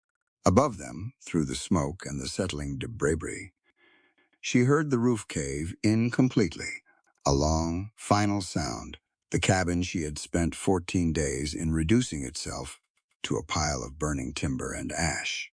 The lamp oil would have caught the remaining stores. Everything that could burn was burning. She did not think about what was lost. She thought about what was not. The satchel strap was still across her shoulder. She could feel the ledger against her ribs. The cellar was filling with more smoke now, finding its way through the burning hatch above. They couldn't stay here much longer. She looked at Gideon. He was upright against the wall, hand pressed to his head, eyes open. Present enough, but she could see him working to stay that way. The deliberate focus of a man whose head was doing something he wasn't entirely in control of. She reached for his free hand. He looked down at their hands in the dark, then up at her face. She didn't say anything. She just held on, and he held back, and above them the cabin burned, and the dust storm moved over them, and the men outside shouted to each other in the brown, blinding chaos of a Montana night, come completely apart. His grip was firm. Hers was too. She thought about the 14 days. The cold compresses, and the shoulder, and the creek bank, and the two silences of completely different qualities that had lived in that cabin simultaneously. She thought about a 7-year-old named Clara and a mining engineer who had filed his recommendations in a document no one acted on. She thought about Isaac Vance waiting at a rock formation in 3 days. The smoke thickened. She coughed once, quiet, into her shoulder. "We need to move soon," she said. "Tell me when." She listened. The shouting outside was diminishing, not because the men were gone, but because they were organizing, which was worse. The chaos window was closing. 3 minutes, she said. Maybe 2. He nodded. She felt the movement against her shoulder. His hand in hers, her hand on the kerchief at his head, the satchel between them and the burning hatch above, and the 8 minutes running down around them like sand. "There's a creek tunnel," he said. His voice was slightly slower than usual. She noted this and stored it. "Behind the east cellar wall. I dug it for drainage. It comes out 20 yards north of the cottonwoods." She looked at the east wall of the cellar. She couldn't see it clearly in the smoke, but she reached out with her free hand and felt along the base of it until her fingers found the gap. Low. She would have to crawl. 20 yards, she said. 20. Maybe 25. "Can you crawl 20 yards? Can you?" She looked at her hip. She looked at the gap in the wall. She looked at his face in the thin smoke-filtered light. He was watching her with the gray eyes that she had come to read more accurately over 14 days than she had read most people in years. There was blood drying on his jaw. There was smoke in both their eyes. The ceiling above them was burning. "Yes," she said. "Then we go." She moved first because her hands knew the direction, and his head was still running slightly behind his intentions. She went flat to the ground, and she took the satchel off her shoulder and pushed it through the gap ahead of her and followed it, pulling with her forearms and pushing with her right leg and keeping the left leg as still as she could manage. The tunnel was wet and narrow and smelled of creek water and old earth. She heard him behind her. The sound of him breathing, controlled and deliberate. Staying with it, she moved. The 20 yards took 4 minutes. She came out on the north side of the cottonwoods into the tail end of the dust storm and the beginning of the rain. And she turned immediately and pulled the satchel clear, and then reached back into the tunnel mouth and found his arm and held it. He came out. They were both wet and covered in pale dust and gray ash before the rain had been falling for 30 seconds. It didn't matter. She pulled him to a sit against the base of the largest cottonwood, and she looked at his head wound in the rain and the low storm light. Still bleeding, but slowly. The grazing shot had opened a 2-inch line across the right side of his skull above the ear, not deep, not dangerous in itself, but ugly and persistent. She pressed the kerchief back against it. Behind them, through the cottonwoods, she could see the orange glow of what used to be the cabin. The shouting had moved to the south side of where the cabin had been, moving away from the creek. Good. She looked at Gideon. He looked at her. He was pale under the ash and the rain and the blood, and his eyes were tracking her face with the determination of a man who understood that stopping was not currently an option and was holding on to that understanding with both hands. She reached up and pressed her palm flat to his cheek, just for a moment, not sentimentally, a clinical check of his temperature, of his color, of how his eyes responded to her face at close range. He was cold from the rain. His eyes were responsive. His color was poor, but not catastrophic. He was here. She dropped her hand. We moved to the creek, she said. Follow it north. There's a cut bank about a quarter-mile up where we can be out of sight and out of the rain. I know the one. Can you walk it? He put his hand on the cottonwood trunk and stood up. Slowly, but he stood. Yes, she stood beside him. She put his right arm across her shoulders, not because he asked for it, but because the calculation was simple. Two people moving through dark and rain and shock moved more efficiently with shared balance than without it. He looked at her. I'm not carrying you, she said. I'm sharing the load. There's a difference. Something moved through his expression. Past the pain, past the pale, past the blood drying in the rain on his jaw. Something that was almost the thing that had almost been a smile for 2 weeks and was finally, in this terrible specific moment, completing itself. I know the difference, he said. They moved into the dark beside the creek, the water loud over its rocks and the rain louder above it, and the orange glow of the cabin fading behind them as they went north. She held his weight, and he let her hold it, and the creek ran beside them, and the cottonwoods closed around them, and the night swallowed them whole. The ledger was against her ribs. Isaac Vance was 3 days away. She kept walking. The cut bank was exactly where Gideon had said it would be. A deep undercut in the North Creek wall, carved out by spring floods over decades until the earth above it formed a natural roof, about 4 feet high and 8 feet deep, dry inside. The rain couldn't reach it from above, and the creek ran 3 feet below the lip of the opening. So even in the current downpour it was holding. Evelyn ducked inside first and turned back and helped Gideon through, and he made it without going down, which she counted as a genuine victory, given what his head had absorbed in the last hour. He sat with his back against the earth wall, and she sat beside him, and for a few minutes neither of them said anything. The rain fell hard on the creek, and the sound of it filled the cut bank like a living thing, constant and surrounding, and the orange glow she could still see. Through the cottonwoods to the south went from bright to dull as the rain found the fire and started arguing with it. She listened for voices. Nothing close, shouting, still, but south, and moving further south. Thorne's men regrouping around what was left of the cabin. Looking for bodies, she supposed. They would figure out fairly quickly there weren't any, and then they would expand the search. But in this rain, in this dark, they were looking at a significant delay before they found the tunnel exit, or the creek, or the cut bank. Significant wasn't infinite. She knew that. She turned to Gideon. He had his head tipped back against the earth, eyes open, working at something. She could see the effort of it. His eyes were tracking the correct things, following movement when she shifted, finding her face when she spoke. That was good. What wasn't good was the color of his face, which was somewhere between chalk and old ash, and the way his jaw was set, with the particular tension of a man keeping himself together through will rather than ease. Look at me, she said. He looked at her. Follow my finger. She held up one finger and moved it, slowly left, then right, then up. His eyes went where it went. No lag, no drift, no wandering off into the wrong direction. Better than she had hoped. Out here in the rain with a head wound and a collapsed cabin a quarter-mile south. Good, she said. You already told me that once tonight. It was true then, too.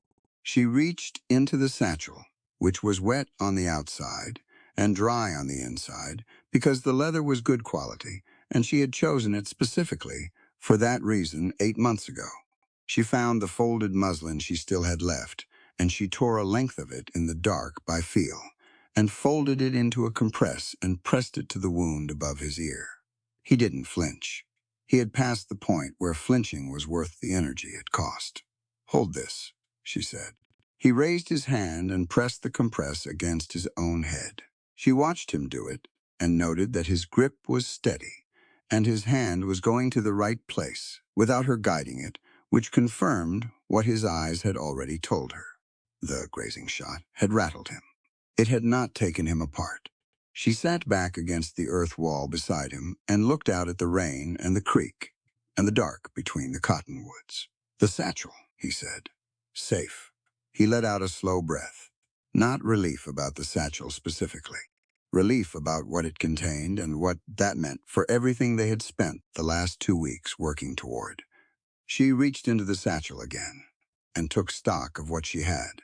The ledger, her notes, the pencil stub, a small folded cloth of dried yarrow, less than she would have liked, the remaining muslin, her small pistol, loaded, a folded piece of paper that was the route map she and Gideon had drawn at the table the night before, which was now more important than it had been when they drew it because the cabin it had been drawn in no longer existed. She took the route map out and looked at it in the dark.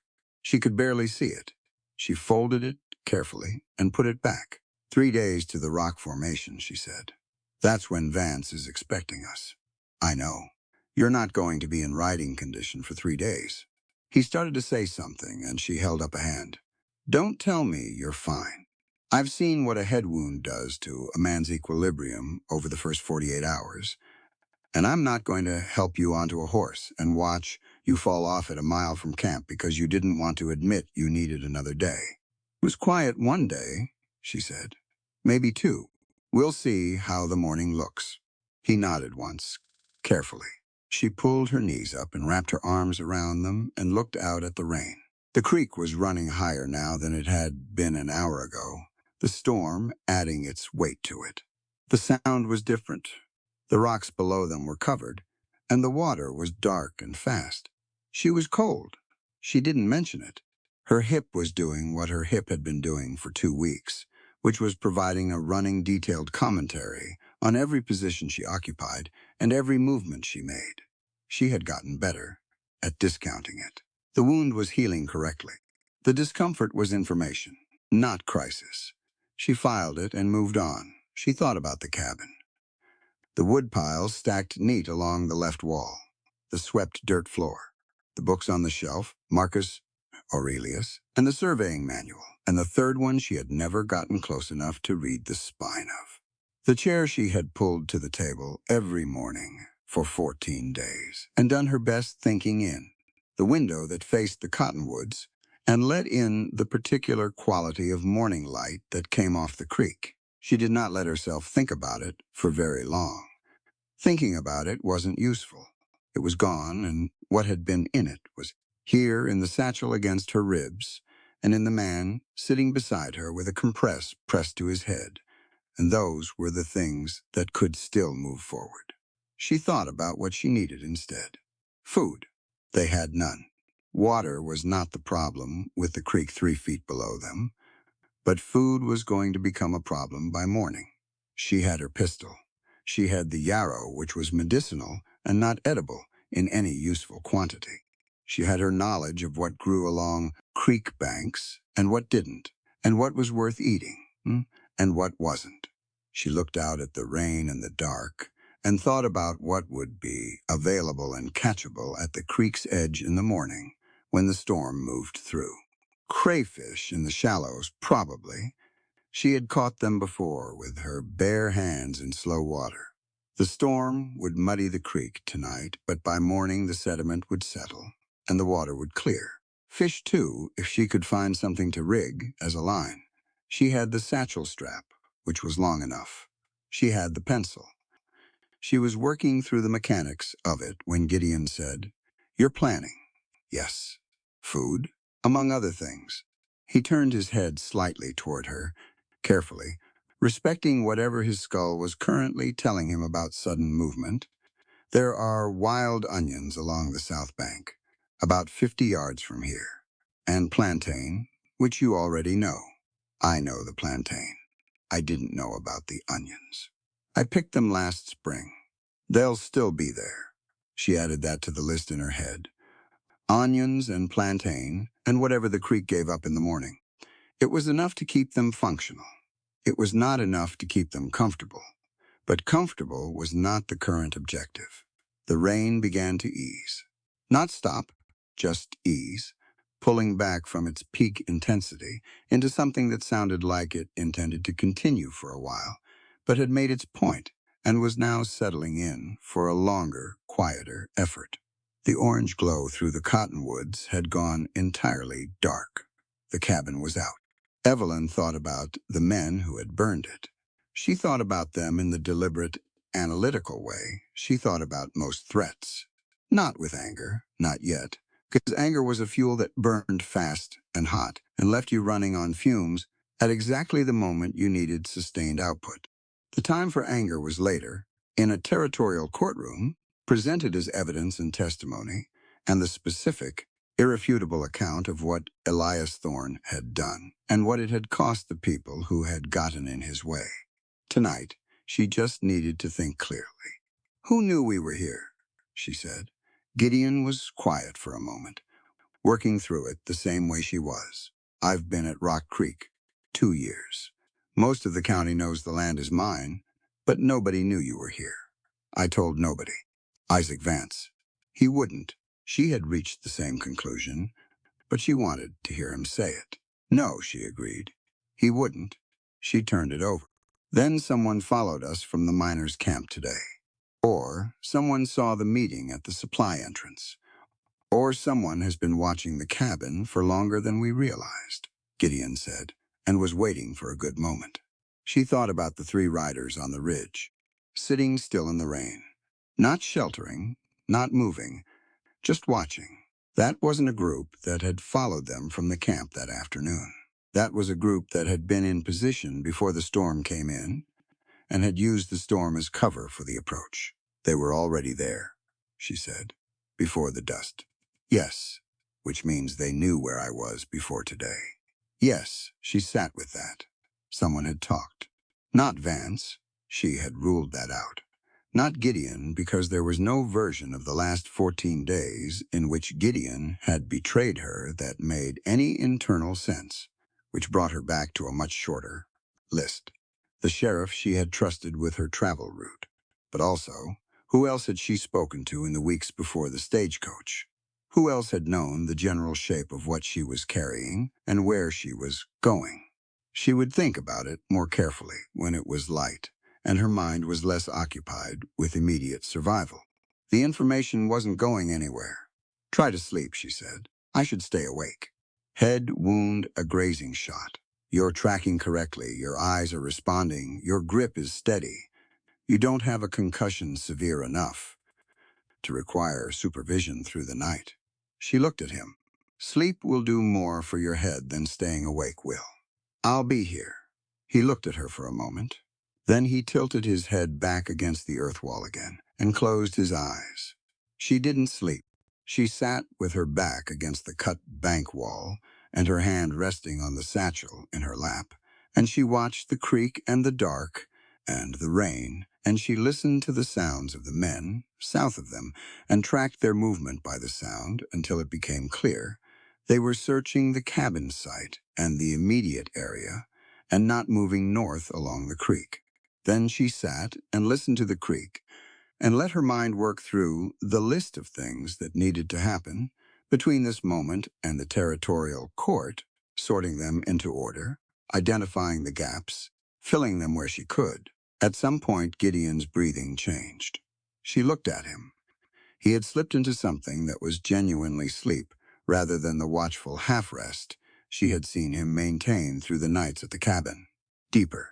The tension in his jaw and his shoulders had eased, and he was breathing slow and regular, and the compress was still pressed against his head by a hand that had relaxed but not released.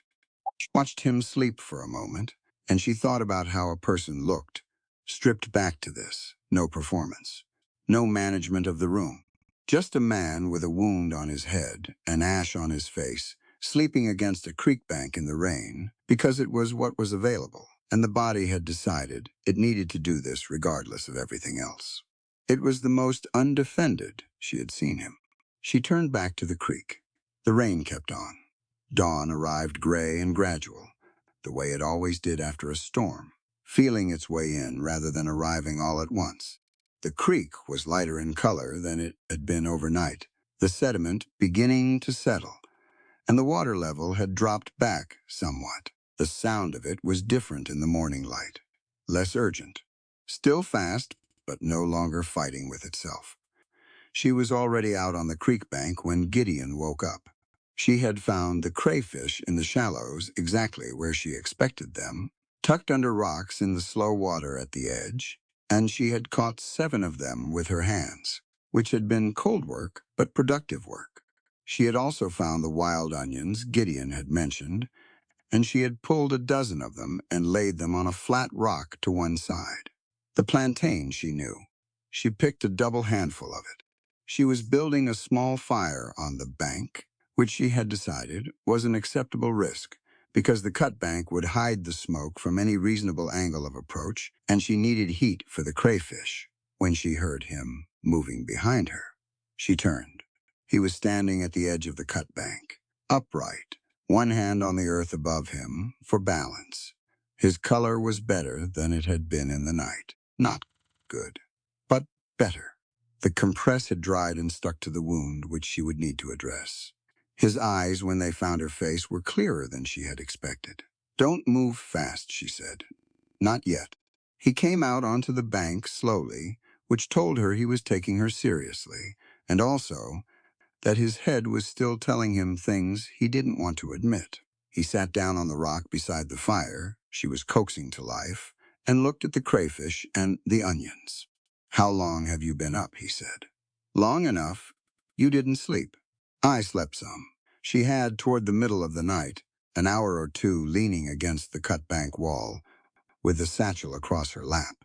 She didn't mention how much or how little. "I need to look at your head." He tipped his head to the side to give her access. She peeled the dried compress away carefully, which made him go still and rigid for a moment in the way a person went still when they were determined not to react. The wound underneath was exactly what she had assessed in the dark. A clean grazing cut, 2 inches, already beginning to close at the edges. The area around it was bruised and would get more so over the next day. No sign of the deep, creeping discoloration that would have worried her. "It's closing well," she said. She used a small amount of creek water and the last corner of the muslin to clean it, and then she left it open to the air, because it was clean and dry conditions were better than wrapping at this stage. "It'll hurt for a week. The bruising will look worse tomorrow than it does today. That's normal." "Good to know." She went back to the fire and arranged the crayfish on a flat stone she had propped at an angle over the small flames. It was rudimentary cooking. It was adequate cooking. That was the right category for today. Gideon sat on the rock and watched her work, and she had the sense, not for the first time, that he was revising something. A category, a classification, some internal structure through which he had previously understood something, and was now finding the structure insufficient. He had said it on the second day in the cabin, or something close to it, that her worth was written by her choices.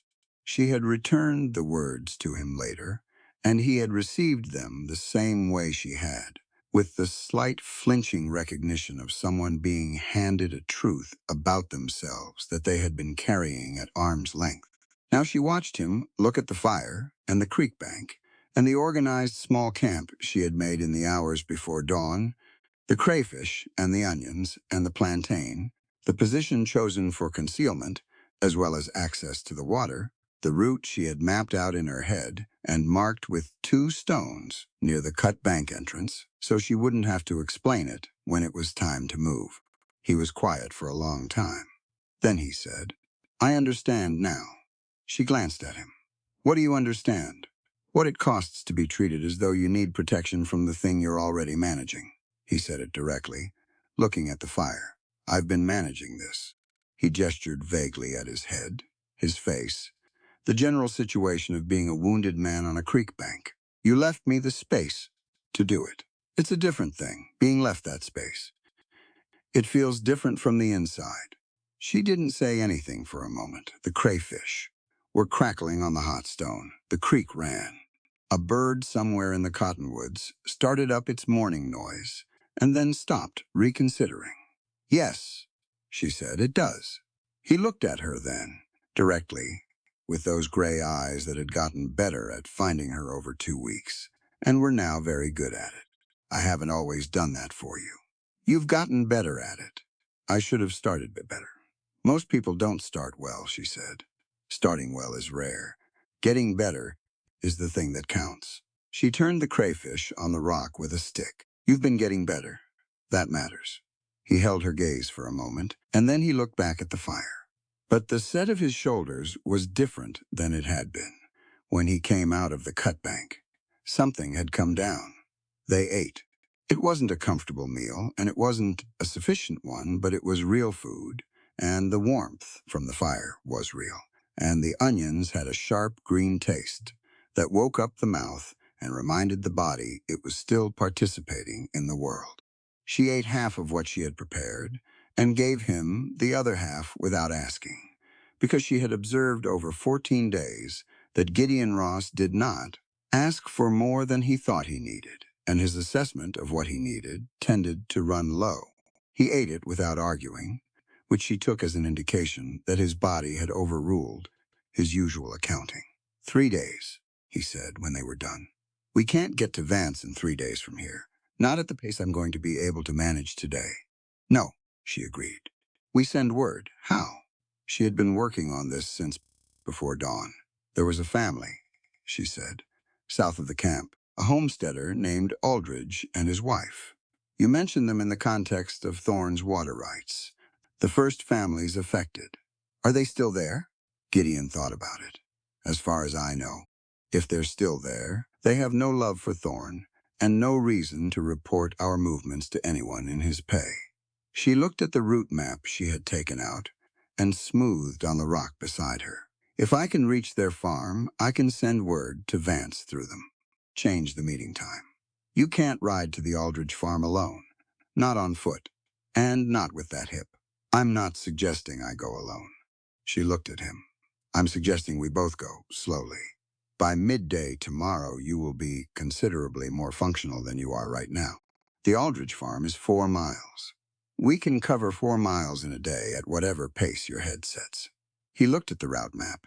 He looked at the distance she had marked. He looked at her hip and her face and the calm, ordered way she was laying this out. And she could see him moving through the logic of it and finding nothing to argue with. Midday tomorrow, he said, at the latest. Tonight we stay here, we rest, and in the morning we reassess. She folded the map and put it away. If your head is significantly worse in the morning, we adjust. But I don't expect it to be. He looked at her for a moment. You don't expect it to be? No. Based on? Based on the wound itself, how you're tracking this morning, and what I know about how head injuries progress over the first 24 hours in a person who is otherwise healthy and strong. She met his eyes. You'll have a significant headache tomorrow. The bruising will spread. Your balance may be off on the right side. All of that is within the expected range for what happened, and none of it will stop you from walking 4 miles. He thought about it. Then he nodded. All right. She reached into the satchel and took out the ledger and opened it, because there was daylight now, and she was not going to waste it. She had been thinking, in the small hours of the night, about the section that documented the water diversion and the payments made to county officials to approve it. She had been thinking about the sequence of the argument she would make in court. There was a gap in the documentation, a 3-month period in the middle of the scheme where the paper trail thinned. And she had been turning that gap over in her mind and thinking about how a good defense attorney would use it. She read the gap again in the morning light. She read the entries before it and after it. Then she looked at the margin notes she had made, and she found the answer she had been circling for 24 hours. The gap wasn't empty. The gap was filled by the testimonies of the homesteaders who had filed the complaint that was later dismissed. Aldridge's name was in there. His wife's name was in there. She had their words already. She just hadn't framed them correctly as evidence. She picked up the pencil and made a mark in the margin. Gideon had been watching her. "You found something," he said. "I found something I already had," she said, "which is the better kind of finding." She made another mark. "The Aldridge family's formal complaint is already part of the record. I have a copy of it. It bridges the documentation gap if I frame the argument correctly." She looked up. "I'll need to speak with them anyway, for the word Devance. And while I'm there, I'll need 10 minutes with whoever filed that complaint to confirm the specific dates." "Josephine Aldridge," Gideon said. "She's the one who filed it. Thomas wouldn't have known how." She wrote the name at the top of the new page. Josephine Aldridge. The list was growing. It had started as Isaac Vance at the top of a page, and it was becoming a network of people who each held a piece of the truth that Thorne had been trying to bury under money, and burned cabins, and hired men on ridges. Each piece on its own was meaningful. Together they were something a territorial court could not dismiss. She closed the ledger. Gideon was still sitting on the rock, watching the creek. He had found a long stick at some point, and was turning it slowly in his hands, not doing anything with it, just occupying his hands the way he sometimes did when he was thinking. "My daughter would have been 10 this year," he said. She looked at him. He wasn't looking at her. He was watching the water move over the rocks below. "I don't usually say things like that. Out loud. I know. It's the head," he said with a slight roughness. "It loosens things." "Maybe," she said. "Or maybe it's the 2 weeks." She kept her voice level, not making it large. "Sometimes things loosen when there's finally somewhere safe to put them." He turned the stick over in his hands. "She would have liked the creek," he said. "She liked anywhere. Water was moving. She used to stand at bridges and watch it go underneath for longer than seemed reasonable for a 7-year-old. A pause. "I used to stand there with her, not saying anything, just watching the water." "That sounds like good time spent," Evelyn said. He looked at her then. The gray eyes, the bruising, that was already beginning to show at his temple, the morning light on his face. "It was the best time I ever spent," he said. "I didn't know that while I was in it." She held his gaze. She didn't look away, and she didn't fill the space with words. Some things needed to be said out loud and received quietly, and this was one of them. After a moment, he looked back at the creek. She let the silence sit there, doing what silences did when they had something in them. The creek ran. The morning moved around them. The cottonwoods dripped from the rain, and the birds in them said their morning things, and the sky above the draw lightened from gray to a pale washed blue that suggested the storm was fully over and done. She would need to protect this man, not because he couldn't protect himself, but because for the next day and a half, his head was going to be making that harder. And she was the one who was functional, and she was the one who had the route and the plan. That was the shape of things right now. It was a different shape than it had been 2 weeks ago when she came down from the saddle into his hands at sunset. Different did not mean wrong. It just meant the weight was distributed differently today, and tomorrow it would distribute differently again. And that was how it worked between two people who were both actually trying. She stood up. Her hip registered the movement with its customary complaint, and she noted it and moved through it. "Rest until mid-morning," she said. "I want to check the south approach before we commit to staying here another night.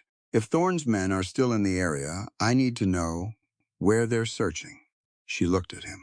"Don't move quickly. Don't go to the creek bank alone. And if your head gets significantly worse, you tell me immediately." He looked up at her from the rock. "You're giving me orders. Now, I've been giving you information, and you've been making good decisions with it," she said. "Today I'm giving you orders. The distinction is temporary and based on a head wound, not a general reassessment of the situation."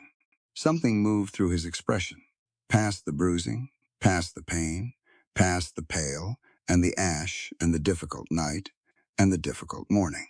Something that had been trying to arrive for 2 weeks, and had finally found the right moment. He let it come. It was a real smile. Small and unhurried and completely unperformed, the kind that had nothing to prove and didn't need to announce itself. It changed his whole face. "Understood," he said. She picked up the satchel and put the strap over her shoulder and walked south along the creek bank toward the cottonwoods, favoring her left side and doing it competently, moving through the morning light with the ledger against her ribs and Josephine Aldridge's name in her head. And 3 days and 4 miles, and one more network of truth to build before the territorial court. Behind her, at the creek bank, Gideon Ross sat in the morning sun with his hands around a stick, and the water moving past him below, and watched her go. He did not call after her. He did not follow. He sat with the creek and the light, and whatever Clara had seen in moving water that had kept a 7-year-old standing on bridges long past any reasonable expectation. And he let the morning do what mornings did when you finally stopped fighting them. Evelyn rounded the bend in the cottonwoods and kept walking. The ledger was safe. Josephine Aldridge was 4 miles away, and the sky above the draw was the clear, particular blue of a Montana. Morning after a storm had said everything it had to say, and moved on. Josephine Aldridge was a small woman who took up a great deal of room. She was maybe 5 feet tall, with gray-streaked hair, pulled back hard from a face that had been weathered by a decade of Montana wind into something angular and permanently alert.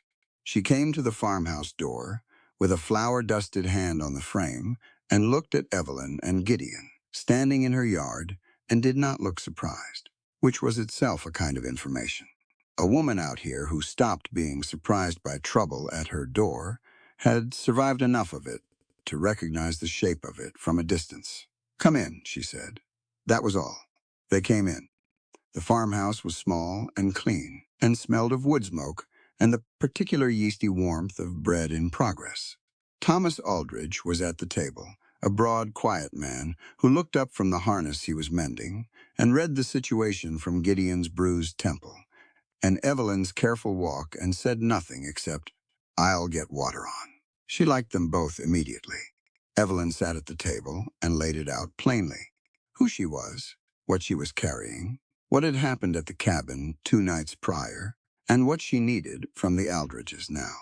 She did not oversimplify, and she did not embellish. She gave them the facts in the order they occurred, and let the facts do the work facts were designed to do. Josephine listened with her arms crossed and her eyes moving between Evelyn's face and the satchel on the table. Thomas set a cup of water in front of each of them and sat back down with his harness and listened without appearing to listen, which Evelyn recognized as its own kind of attention. When she finished, Josephine said, "You have the water complaint in there, the one I filed. A copy of it." "Yes, from 3 years ago." "Yes." Josephine looked at the satchel for a moment. Then she looked at Gideon. Then she looked at Evelyn. "What do you need from me specifically?" "2 things. First, a message to Isaac Vance at the miners' camp, changing the meeting location and time. He's expecting us in 3 days at the rock formation south of camp. We can't make that now." Evelyn had written the message that morning at the creek, small and precise, and she took it from the satchel and put it on the table.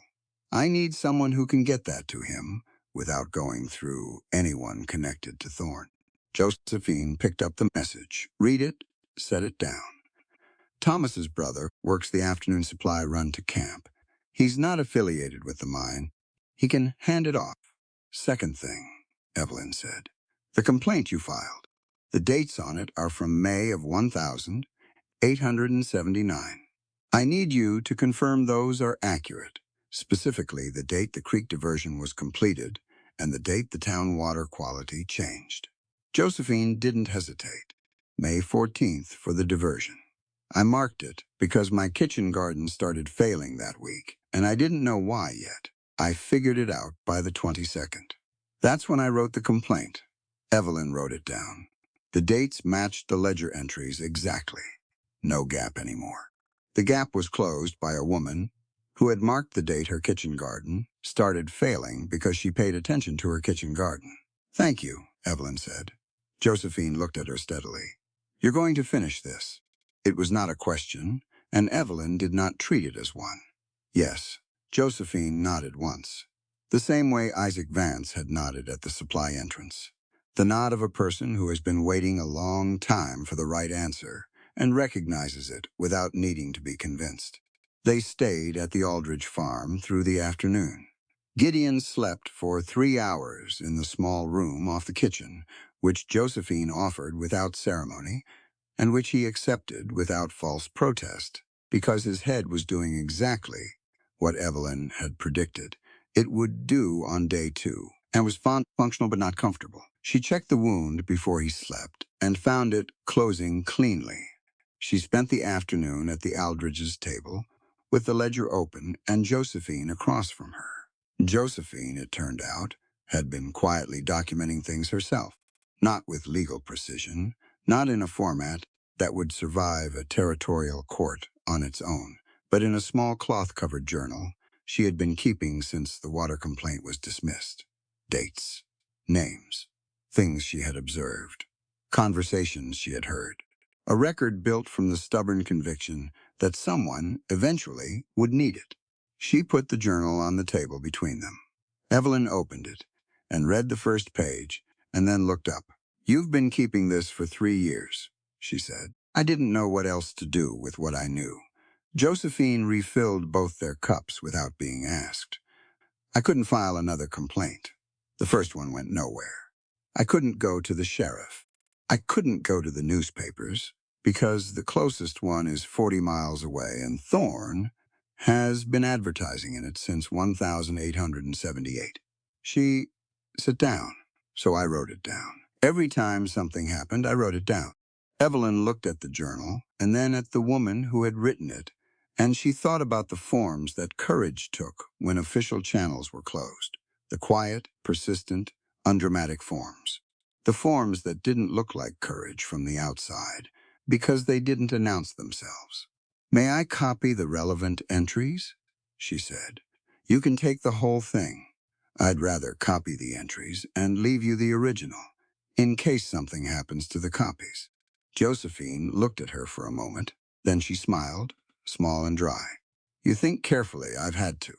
They worked for 2 hours side by side at the table, Evelyn copying and Josephine clarifying, and Thomas occasionally contributing a date or a name from across the room without looking up from his harness, the three of them building something together in the warm, practical quiet of the farmhouse kitchen. Gideon came out in the early evening. His color was better. His balance was steadier than the morning, still not entirely right, but within the range of functional. He sat at the table and looked at what they had been doing, and said nothing, just took a cup of coffee from Thomas and listened. The message to Vance had already gone with Thomas's brother on the afternoon supply run. They ate dinner with the Aldridges, simple food and enough of it. And after dinner, Thomas pushed back from the table and looked at Gideon. "There's talk in town," he said, "about the cabin." Gideon looked at him. "Thorne's men are saying there was an accident, a fire. They're not saying anything about shooting." Thomas set his cup down. "They found the tunnel exit, but they're telling people you must have gotten out before the fire and disappeared. They're looking, but they're keeping it quiet. They don't want questions about why they were there." Evelyn absorbed this. It was useful information. A quiet search was less coordinated than an open one, and a cover story about an accident meant Thorne was not entirely comfortable with official scrutiny of his own actions. He was powerful in this territory, but not so powerful that he wanted to explain to a territorial judge why his hired men had been surrounding a private homestead. "He's getting nervous," she said. "He should be," Josephine said. They stayed the night at the Aldridge farm and left the following morning. Josephine pressed a cloth-wrapped bundle of food on them before they went, efficiently and without sentimentality, and Evelyn accepted it the same way. Thomas lent them his second horse, a sturdy gray, without being asked and without making an occasion of it. Gideon took the gray. Evelyn rode the roan, which had come through the storm and the night at the cut bank without any particular distress, because the roan was exactly the horse Gideon had said she was. The new meeting with Vance was set for 2 days out, at a different location, a disused mineshaft access on the east side of the valley, well away from the camp's visible perimeter. Vance had sent back a single-word reply through Thomas's brother, confirmed. The ride took most of the day, a slow and indirect route that kept them off the main roads and below the sight lines of the southern ridge. Gideon navigated it, and Evelyn watched the terrain, and the two of them talked through the plan in pieces, picking it up and setting it down and picking it up again as the landscape shifted around them. They were a mile from the old shaft access when they heard it, a sound that was wrong. A deep, low percussion from underground, felt as much as heard, a thud that moved through the rock under the horse's hooves and up through the saddle and into the body. Both horses felt it too. The roan's ears went flat, and she shifted under Evelyn's weight, wanting to turn. Then the ground shook. Once, briefly, then went still. Then the shouting started. It was coming from the east side of the valley, from the direction of the camp, and it was the particular kind of shouting that Evelyn had heard once before in her life, outside a mine in Colorado, when she was 14 years old and traveling with her father. The shouting of men who have just understood that something has gone very wrong underground and are now trying to figure out what can still be done about it. She looked at Gideon. He was already turning the gray toward the sound. They came over the rise at the valley's east edge and looked down into a scene that was, in its own terrible way, completely organized. The shaft head below them was obscured by a rising column of dust and debris. Men were converging on it from multiple directions, some running, some walking fast, with the deliberate urgency of people who have been in this situation before and know that panic is counterproductive. The shouting was already sorting itself into something more purposeful. Calls for rope. Calls for the timber supports from the secondary shaft. A count of who had been below when the section came down. A cave-in. She could see it from the shape of the dust and the way the shaft head structure had shifted on its base. She and Gideon went down the slope without discussing it. There was nothing to discuss. Isaac Vance was already at the shaft head when they arrived. He was standing in the center of the organized chaos with the calm of a man who had become the still point of a turning situation.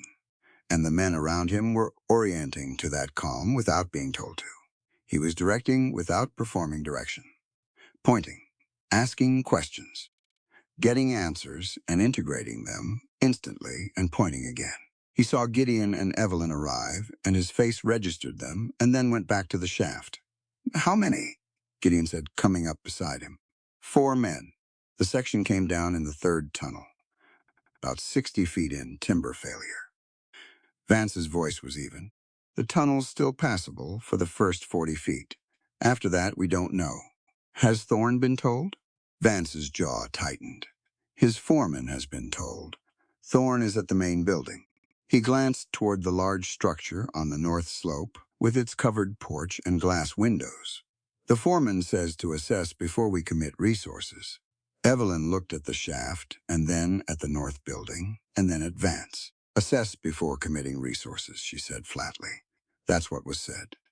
She took the satchel off her shoulder and handed it to Gideon. He took it without question. She looked at the shaft and the men around it and located the timber supports. Vance had mentioned a pile of 8-foot lengths stacked 20 yards from the shaft head, left over from a previous repair. "I've been inside a mine," she said. "Not this one, but I know the principle of a collapsed section.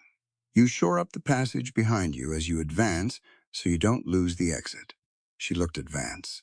"How many of your men have done this before?" 3, he said, "including me. Then you lead from the front, one of the others at the rear, and you take 2 others with you to carry the timbers." She looked at the shaft. "You'll need light, and something to listen with at the collapse point, to hear whether the men inside are alive and where in the debris they are." Vance looked at her for a moment. The same reading he had done at the supply entrance, assessing what she was and what she knew, and whether it matched what she was saying. It matched. He turned and spoke to three men. By name, they moved immediately. Two went for the timbers. One went for the lanterns.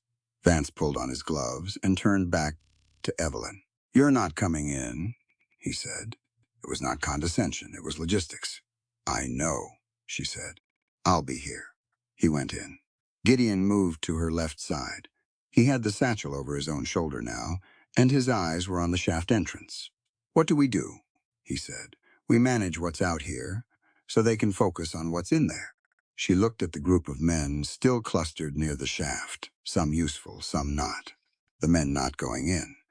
"They need to be doing something productive, or they'll start getting in the way." She raised her voice enough to carry, without shouting. "You and you. Rope, as much as you can find. Bring it here, you three.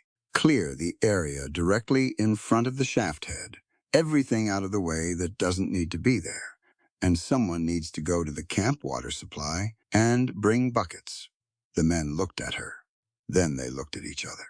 Then they did what she'd asked, because the request was specific and sensible, and spoken with the authority of someone who had already assessed the situation and decided what needed to happen.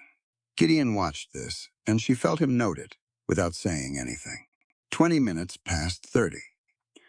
The dust from the shaft had thinned, and then held steady, not worsening, which was the first good sign. If the collapse had continued, the dust would have continued. 40 minutes in, they heard a shout from inside the shaft. One of the men at the entrance passed it back.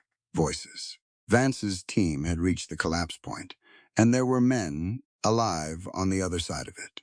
A low sound went through the group outside. Not a cheer, something quieter and more serious than a cheer. The collective exhale of people who have been holding their breath without knowing it. Evelyn sat on the timber pile with the route map across her knees and her pencil in her hand, and she did not look up from the map because looking up would not help the men underground, and the map needed work. She had been thinking about the approach to the territorial court, the last leg of the journey, and the problem of the main road. If Thorne had men watching it, they needed a parallel route that still arrived at the court during business hours. She was working through the geography from memory, cross-referencing it against what she had copied from Josephine's journal. Gideon came and sat beside her on the timber pile. He had been moving through the gathered men. She had seen it peripherally, talking quietly to one and then another, not organizing them the way she had. Something different, steadier. The particular quality of attention he gave to things that needed patience rather than speed. "There's a man over there," he said. "Henriksen. He's been here 18 months. He says there's a report Thorne filed with the county 2 years ago, claiming the third tunnel timber supports were replaced. He says they weren't." She looked up from the map. "He'll say that in court?" "He will. He's the one who was supposed to do the replacement. He was told to mark it complete in the work log without doing it. He refused and was moved to a different assignment." He paused. He kept his copy of the original work order. She stared at him. "He keeps it in his boot," Gideon said, "which tells you something about how long he's been waiting for someone to need it." She looked across the yard to the man Gideon had indicated. A tall, blond man sitting apart from the others with his elbows on his knees, watching the shaft entrance. His expression was the expression of a man who had been carrying something in his boot for 2 years and stopped expecting anyone to ask for it. She would need to talk to him. Not today. Today he needed to see his coworkers come out of that shaft, and she needed to let that happen first. She went back to the map. An hour and 20 minutes after Vance went in, the first of the trapped men came out. He came out leaning on one of Vance's team, half covered in fine gray dust, blinking at the daylight with the particular dazed quality of a man who has been underground in the dark for 90 minutes, not knowing if he would come out. The men outside reached for him, not dramatically, just hands coming out to receive him, to steady him, to take his weight when he needed it taken. The second man came out under his own power, slowly, and stopped just outside the shaft entrance, and stood for a moment with his face turned up. The third had a broken arm, clean break by the look of it, and two men caught him before he went down. Evelyn was on her feet and across the yard before she had consciously decided to move. She looked at the arm, at the break, at the angle. "Set it now," she said to the men holding him, "before the swelling peaks. I'll talk you through it." She talked them through it. The man with the broken arm was young, early 20s, and he went white and quiet during the setting, and then breathed for a count of 30, and then said something in a language she didn't recognize, and then said, in English, "Thank you." "What's your name?" she said. "Pyotr. Pyotr. You'll need to keep that arm still for 6 weeks. Can you do that?" He looked at the splint she had improvised from a strip of timber and the bandaging from her last piece of muslin. "Yes," he said.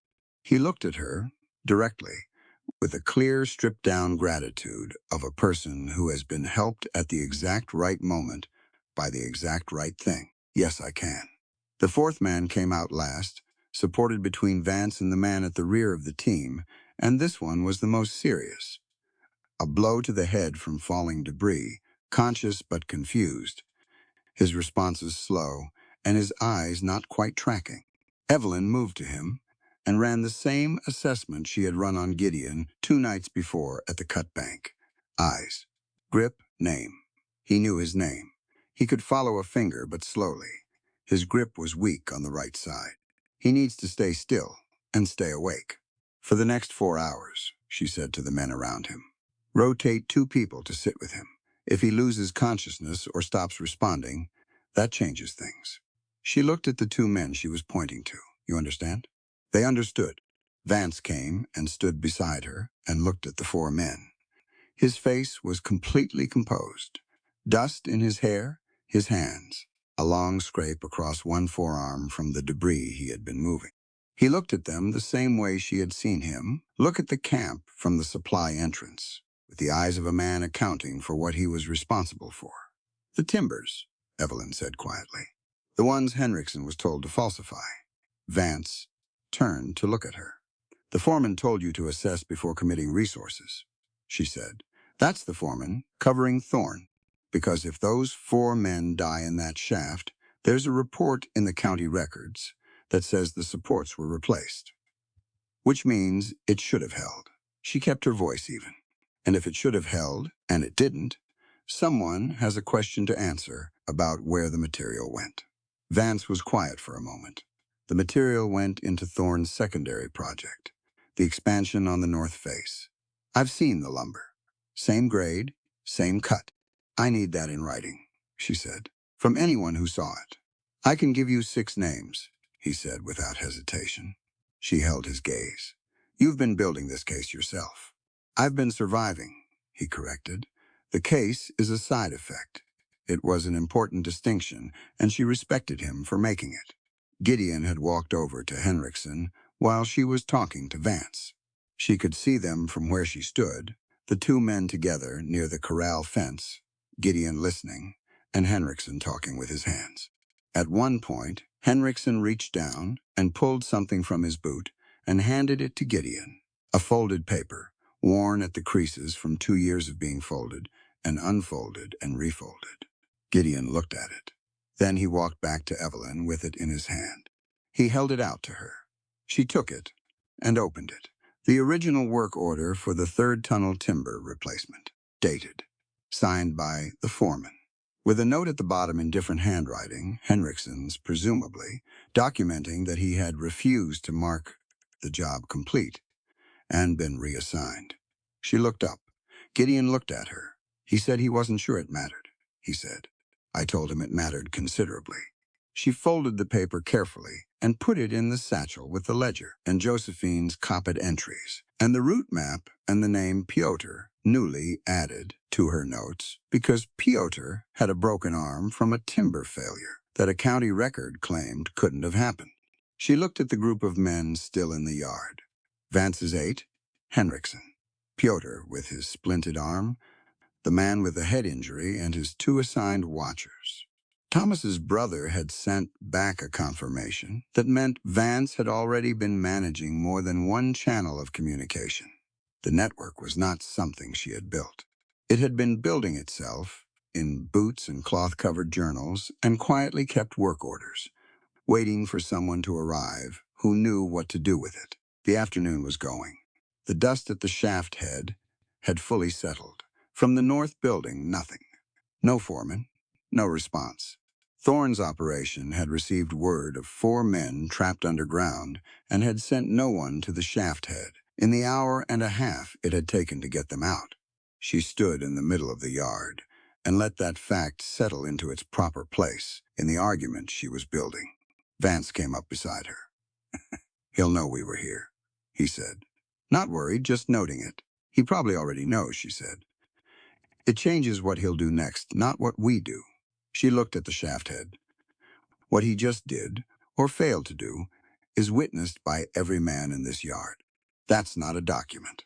That's testimony, and testimony from working men who have nothing to gain from lying, and everything to lose, carries weight." Vance looked out at his men, at Piotr with his arm, at the young man with the head injury who was already more alert than he'd been 20 minutes ago. A good sign. At Henriksen, who was standing with his hands at his sides, and his boot noticeably lighter than it had been that morning. "Your origin or color does not define your worth as a man," Gideon said. He was standing just behind Vance, and his voice was low and level and addressed to all of them, not just Vance. "How we stand together against injustice does." Nobody said anything for a moment. Then Henriksen said, in accented English that was perfectly clear, "When do we go?" Vance looked at Evelyn. She looked at the satchel. At the route map inside it, the parallel road south to the territorial court, the gap now closed by Josephine's dates and the timber work order, and 6 more names Vance was about to write down for her. 4 days, she said. "We ride south in 4 days." She looked at Vance. "Who among your 8 can be away from camp for that long without raising attention? Before we're ready." He thought about it. 4 of them. The others have families here. I won't ask them to leave their families exposed while Thorne is still operational. 4 is enough. You and 3 others. She looked at the group and Henriksen. Henriksen straightened. "Your work order just became the most important piece of paper in this territory," she said to him. "I need you in that courtroom to confirm it in person." He looked at the shaft entrance, at the men who had come out of it, at the north building on the slope with its glass windows and covered porch that had sent nobody. "Yes," he said, the same word Piotr had said to her about his arm, simple and direct and meaning considerably more than its one syllable. She put the satchel strap back over her shoulder. They stayed at the camp's edge through the early evening until the injured men were stable and the immediate situation was handled. Gideon moved among the men throughout, the same steady way he had moved through everything for 2 weeks, available and unhurried and completely present without hovering.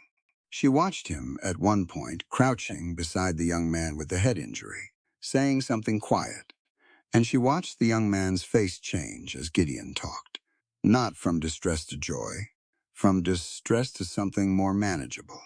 The particular change that happened when a person felt less alone in what was happening to them. He was good at that. She had known it for a while, and she had never said it directly, and she thought she might, at some point soon. Not tonight. Tonight, there was still too much ground to cover, and saying it tonight would feel like a conclusion, and they were not yet at the conclusion. Vance walked them to the east ridge when they left, away from the main sight lines. He shook Gideon's hand and then turned to Evelyn and looked at her in the last of the evening light. "The men in that shaft," he said. "They'll be back down tomorrow. Thorne will put them back down." "I know 4 days," he said. 4 days, she said. He went back down the ridge toward the camp, and she watched him go, the broad shoulders and the deliberate movement, and the calm that had held 30 men together through a cave-in and would hold them through 4 more days and a ride to a territorial court. She and Gideon turned the horses south.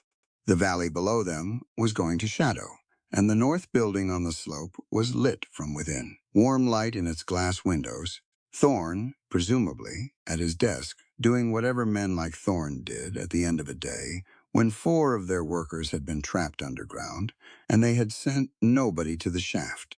She thought about him up there in his warm office, with his warm light. She thought about Josephine's kitchen garden, failing in May of 1879. She thought about a work order, folded in a man's boot, for 2 years. She turned the roan and rode. Gideon rode beside her, and the valley opened up below them in the evening. The sky above it was the deep particular blue of a Montana dusk, with no clouds left in it. The storm finally done, the air clean and cold and smelling of the creek and the dry grass, and something that might, faintly, have been the beginning of whatever came next. 4 days. She intended to use all of them. The territorial court was 3 days south, and Evelyn knew the route cold. She had memorized it at the creek bank, at the Aldrich's table, in the saddle on the long indirect ride away from the valley. She carried it in her head the way she carried everything important, not written on her face, not announced, just there, available when she needed it. What she had not anticipated was the letter. It was waiting at the small relay station they passed through on the second morning out from the miners' camp.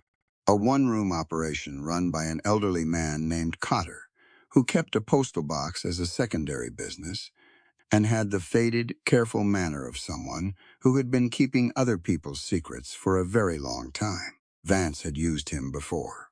That was enough. Cotter handed Evelyn the envelope without ceremony. Her name on the front, in a handwriting she had not seen in 4 years. Her cousin Margaret's handwriting from Denver. She put it in the satchel without opening it. They were riding, and there were 5 of them now, herself and Gideon and Vance, and 2 of the miners, Henriksen and a quiet man named Sue, who had worked the Thorne operation for 3 years and had a memory for dates that had already proven invaluable. This was not the moment for a letter from Denver.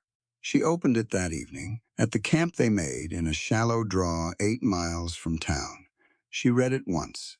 Then she read it again. Then she folded it and sat with it in her hands and stared at the fire for a long time. Gideon noticed. He always noticed.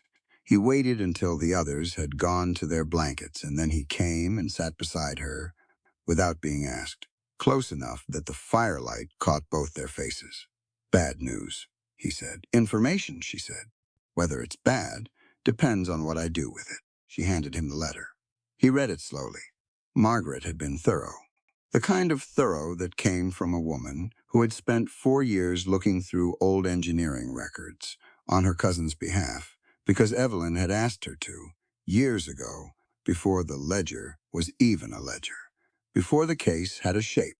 The letter confirmed what Evelyn had suspected, since she found the ventilation report buried in Thorne's documents, her father's design, his original calculations, his signature at the bottom of the engineering approval that had put those men underground in a system he had not trusted even when he submitted it. He had flagged the concerns. That was documented. What the letter added, what Margaret had found in the Denver Engineering Society archives, was something Evelyn had not known. Her father had gone back. 8 months after leaving the job, he had sent a second letter to the mine owner, more detailed than the first, specific about which components needed replacing and why, specific about the risk if they didn't. The mine owner had signed the receipt. He had done nothing. That letter was in Margaret's possession. She had the original. Gideon finished reading and folded the letter and held it out to her. She took it. He tried twice, Gideon said. Yes, and you didn't know I knew about the first letter. I had a copy of the filing. She looked at the fire. I didn't know about the second. I thought the record ended with the first. She paused. Margaret found it in his personal correspondence. He kept a copy. He was quiet for a moment. What does that change? Everything, she said. And nothing. She turned the letter over in her hands. It clears his name more completely. The pattern of a man who tried once can be argued against. The pattern of a man who went back, who followed up, who put his concern in writing a second time when the first was ignored. She stopped. That's not negligence. That's a man who did everything he could, within the limits of what he was permitted to do. She felt it then. The thing she had been holding at arm's length for 8 months. The tight, particular grief of realizing your dead parent was better than you had allowed yourself to believe, because believing it fully would have made the loss harder to carry. She pressed her fingers against the bridge of her nose and breathed. "He never told me about the second letter," she said. Her voice was even. She kept it even. "He never said a word about it. He carried it alone." She put the letter down on her knee. "He was protecting me from worrying even then." Even after it was over, Gideon didn't say anything right away. He looked at the fire for a moment, and she was grateful for it, for the space to say the thing out loud without it, immediately being wrapped in comfort. Then he said, "He sounds like someone who knew how to love people without making it about himself." She looked at him. "That's not a common thing," Gideon said. "Most people love with some part of themselves at the center of it." He carried something alone to keep you lighter. He met her eyes. "That's not guilt he left you. That's a gift he didn't know how to name." She sat with that. The fire settled and sent up a small shower of sparks that the night wind took east and extinguished. "In court," she said. "After a while, they will try to use his name against me, against the credibility of the case. Yes. A defense attorney will argue that the engineer who built the system had a personal interest in the outcome, that the ledger was assembled by a woman with a reason to shift blame." "Yes," Gideon said again. "So you present the second letter first, before they can frame it. You put it on the record yourself, with Margaret's testimony, about where it was found and what it proves, and you take the narrative out of their hands before they can pick it up." She looked at him. "You've been thinking about this longer than I have," she said. "I've been thinking about what they'll try to do to you," he said. "It's not the same thing." She folded the letter again and put it in the satchel, beside the ledger and Josephine's entries and Henriksen's work order, and the growing accumulation of things people had carried alone for too long, and finally put somewhere they could be used. "The sins of the past do not define who you are today," she said quietly. "You told me that, I meant it." "I know." She looked at the satchel. "I'm returning it to him. Through the record. Through the court." She straightened up, and her hip registered the movement, and she filed it. "He can't answer for himself, but the truth can answer for him. That's what courts are for, in theory." "In theory," Gideon said, with a dryness that acknowledged the distance between theory and a frontier courthouse, with a thorn-adjacent judge. "We'll deal with the judge when we get there," she said. He almost smiled. She had come to know the almost smile well enough to read it clearly. She looked out past the fire at the dark where the others were sleeping. Vance's steady breathing, and Henriksen's less steady, and Sue's completely silent in the way of a man who had learned to be invisible in rest, as well as motion. "4 good people," she said. "5, Gideon said. She looked at him. "You're counting the ones sleeping," he said. "I'm counting everyone in this draw." She turned back to the fire. "Get some sleep," she said. "You first." She almost told him she couldn't. Instead, she lay back on her bedroll and looked at the stars pressing through the dark above the draw, and felt the weight of the letter against her ribs in the satchel, and thought about her father, sitting at a desk, writing a second letter to a man who would not read it carefully, writing it anyway, signing it, and keeping a copy, and never telling his daughter because she had been worried enough already. Sleep came, not fast, but it came. She dreamed of her father at his desk. He was writing, the lamp was lit. He looked up once, straight at her, and in the dream she understood that he had known she would find it eventually, and had simply waited with patience that looked a great deal like trust. She woke up with. The stars shifted west, and the fire down to embers, and Gideon sitting exactly where she had left him, his back straight, his eyes on the dark edge of the draw. He had not slept. She did not tell him to. She sat up and checked the satchel, and looked at the embers, and thought about what the next 2 days would require of all of them. "Tell me about the judge," she said. He turned. He had been waiting for this. She could tell.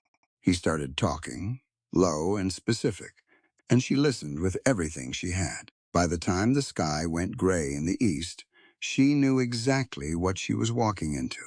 She intended to be ready for it. The town of Millhaven had the look of a place that had gotten bigger, faster than its character could keep up with. Wide dirt streets that had been cut in straight lines by someone with ambition, but no sense of what the land wanted to do. A courthouse that was 2 years old and smelled of fresh timber under its official gravity. 3 hotels on the main street, 1 decent, 2 not. A livery stable at the south end, and a telegraph office at the north, and, running down the center of it all, the particular tension of a place where money had arrived recently and was not yet sure how long it planned to stay. They came in from the north in the early morning, before the streets had filled. Vance and his 2 men went to the livery separately, 30 minutes before the others. There was no dramatic arrival.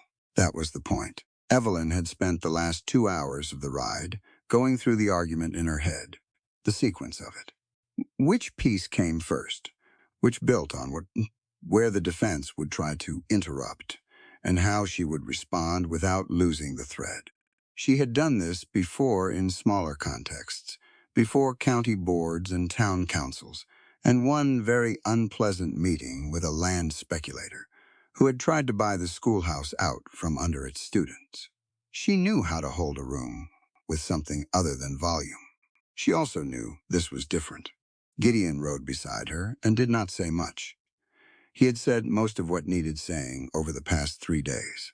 What was left between them was the kind of silence that meant both people understood what was coming and had agreed without words to carry their own part of it. They reached the courthouse at 8:15.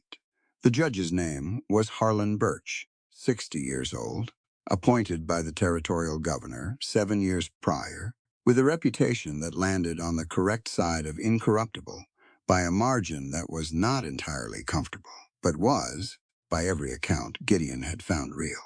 He did not like Thorne. This was known. What was also known was that not liking a man was not the same as ruling against him, and Birch was careful about evidence in the specific way of a man who understood that his rulings traveled further than the room he made them in. Thorne's defense was a lawyer from Helena named Alcott, well-dressed, precise, the kind of precise that looked like confidence but was actually extreme preparation. Evelyn watched him arrange his papers at the defense table and noted the order he put them in and adjusted the order of her own argument accordingly. She was not the official prosecuting attorney. That was a man named Garrett, who had been assigned by the territorial office and who had spent the past hour talking to her with the slightly strained patience of a man receiving information from a woman that he was not entirely prepared to use. She had given him what he needed and told him what to do with it, and he had listened well enough that she thought they might survive each other. Thorne was in the room. She had not seen him before. He was smaller than she had imagined. Most dangerous men were medium height, well-dressed, with the particular stillness of a man who had learned that stillness communicated control. His eyes moved to Evelyn when she entered, and stayed on her for a moment, with the flat assessment of someone calculating, not feeling.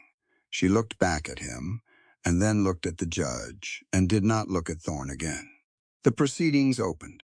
Garrett presented the ledger and its contents in the sequence Evelyn had given him, starting with the water rights and building toward the mine. He was competent, not brilliant, but competent, and the material carried him when his presentation flagged. Evelyn sat beside him and passed him pages at the correct moments and watched the judge's face for the small signals of attention that told her what was landing and what was not. Alcott objected twice in the first hour. Both times Garrett held. The second time, Birch looked at the ledger entry in question and ruled against the objection with a brevity that suggested he did not find it interesting. Evelyn noted this. Good. The second hour was harder. Alcott took his turn, and he was skilled. He did not attack the ledger directly. He attacked its collector. He raised questions about methodology, about bias, about the particular reliability of documentation assembled by a woman who stood to benefit from a certain outcome. He did not name her father yet. He was saving that. She was ready when he got there. Alcott raised the mind ventilation design with the deliberate casualness of something he was pretending not to care much about. He mentioned the engineer's name. He mentioned the connection. Garrett started to respond, and Evelyn put her hand briefly on his arm, and he stopped. She stood up. "Your Honor," she said, "with the court's permission." Birch looked at her over his glasses. He had been looking at her this way since the proceedings opened, with the assessment of a man deciding how much of what he was seeing was real. "Proceed," he said. She presented the second letter herself. Margaret's affidavit came with it, notarized in Denver, delivered by Cotter's postal route 2 days before they had arrived in Millhaven. She had arranged this from the Aldridge farm. The same afternoon she sat at Josephine's table, copying entries. She had written Margaret with the specific request, and Margaret had characteristically not wasted time. She walked the court through it in plain language. Her father's original concerns. His first letter, the mine owner's receipt. The second letter, more specific, more urgent. The mine owner's second receipt. His decision to act on neither. She did not defend her father. She presented him. There was a difference, and she trusted the court to see it. Alcott tried twice to redirect. Birch stopped him both times. When she sat down, the room was quiet in a different way than it had been before. The kind of quiet that followed something that had been heard and could not be unheard. Josephine Aldridge testified from the stand with the same economy she applied to everything, her dates exact, her manner entirely unimpressed with the formality of the room around her. She had waited 3 years to say these things in this context, and she was not going to waste it with hesitation. Isaac Vance testified. He was, as Evelyn had expected, extraordinary. Not dramatic, just clear and specific and utterly, without the performance of grievance. He stated facts in the order they had occurred. He answered Alcott's cross-examination with the patience of a man who had spent 18 months underground and was not going to be rattled by a lawyer in a clean suit. Henriksen testified about the work order. He pulled it from his coat pocket, not his boot this time, and handed it to the clerk with the straightforwardness of a man delivering something that had been in transit for 2 years and had finally arrived. Outside, she heard it. A single shot, then another. The room shifted. Garrett started to stand, and Evelyn put her hand on his arm again. "Keep going," she said, low and direct.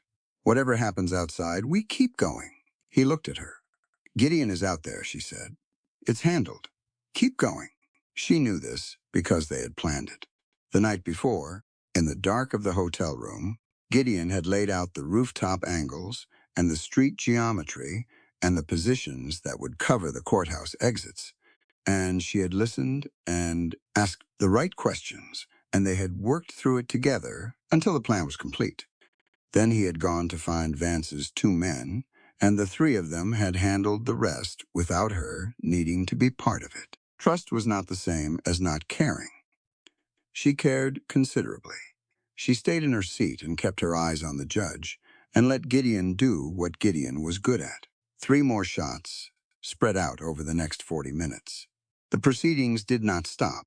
Birch, to his lasting credit, looked at the window once, and then looked back at the testimony with the face of a man who had decided that whatever was happening in the street was not the business of this room. Alcott rested his case at noon. He had done his job well enough, but he had been working against a 2-year work order and a second letter and a woman who had spent 8 months building an argument that she had been revising and strengthening in every hour since, and he had not been able to find the crack. Birch withdrew at noon. The room waited.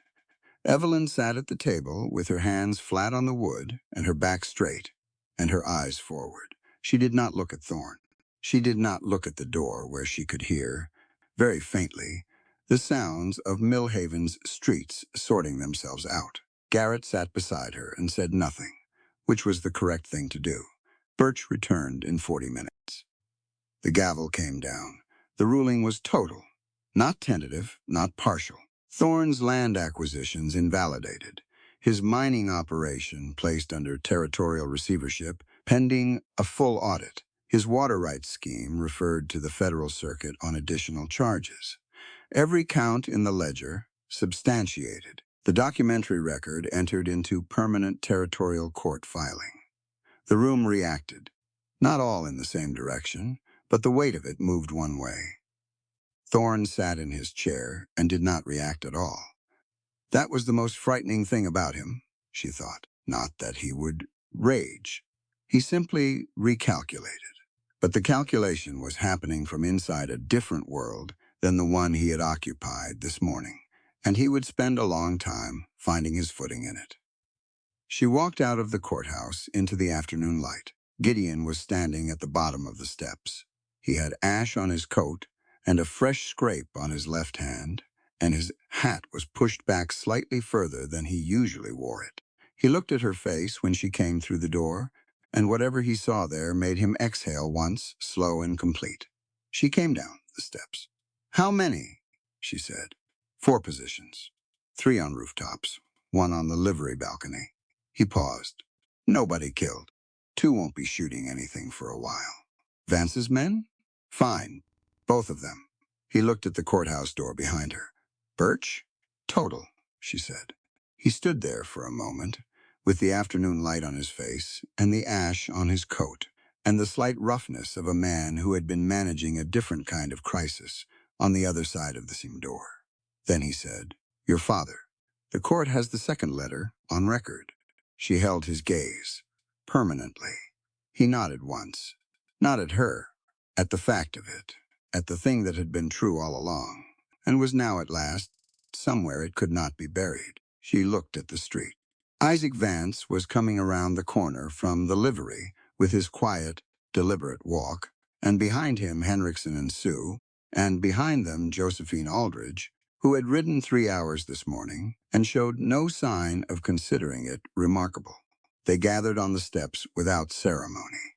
Evelyn looked at them, all of them, the people who had carried pieces of the truth in boots and cloth-covered journals and personal correspondence for years, waiting for the right moment to put them somewhere they could not be ignored.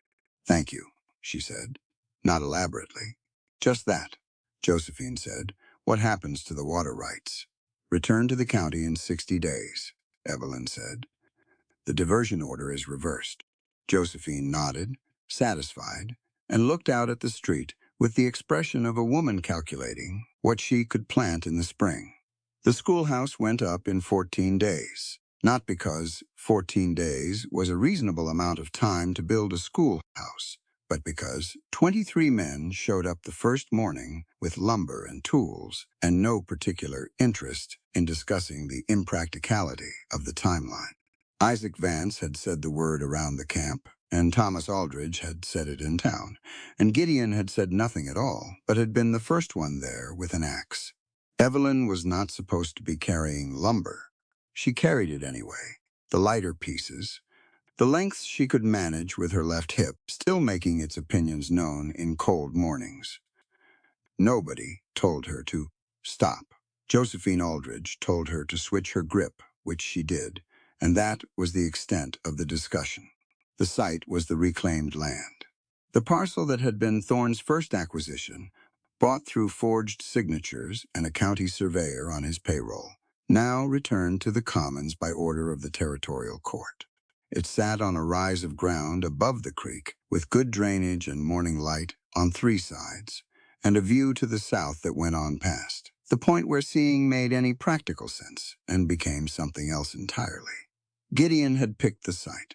He had walked it twice before saying anything about it, the way he did everything, and then he had said, "Here," and that had been the end of the discussion. The windows were Evelyn's requirement. She had been specific about the windows. Large ones, south-facing for the light, and two smaller ones on the east wall to catch the morning. She had spent enough years in schoolrooms that were essentially boxes with one dim lamp to know what bad light did to a child's attention over the course of a long afternoon, and she was not building that. Gideon made no argument about the windows. He drew the wall, cuts himself, and when the framing went up, he checked the angles twice and asked her to come look, and she stood in the unfinished room in the November cold and looked at where the light would fall and told him it was exactly right. He said nothing, but the way he turned back to the work told her it mattered to him that she had said so. The school opened on the first Monday of December. 11 children the first morning, 14 the second week.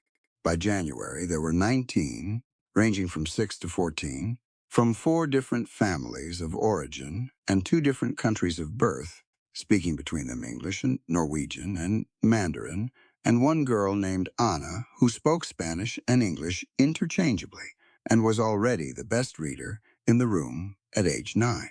Evelyn taught from the front and from the side, and occasionally from a chair when her hip was emphatic about it, and she made no ceremony about the chair, because sitting did not change what she knew or how she could teach it, and the children seemed entirely unbothered.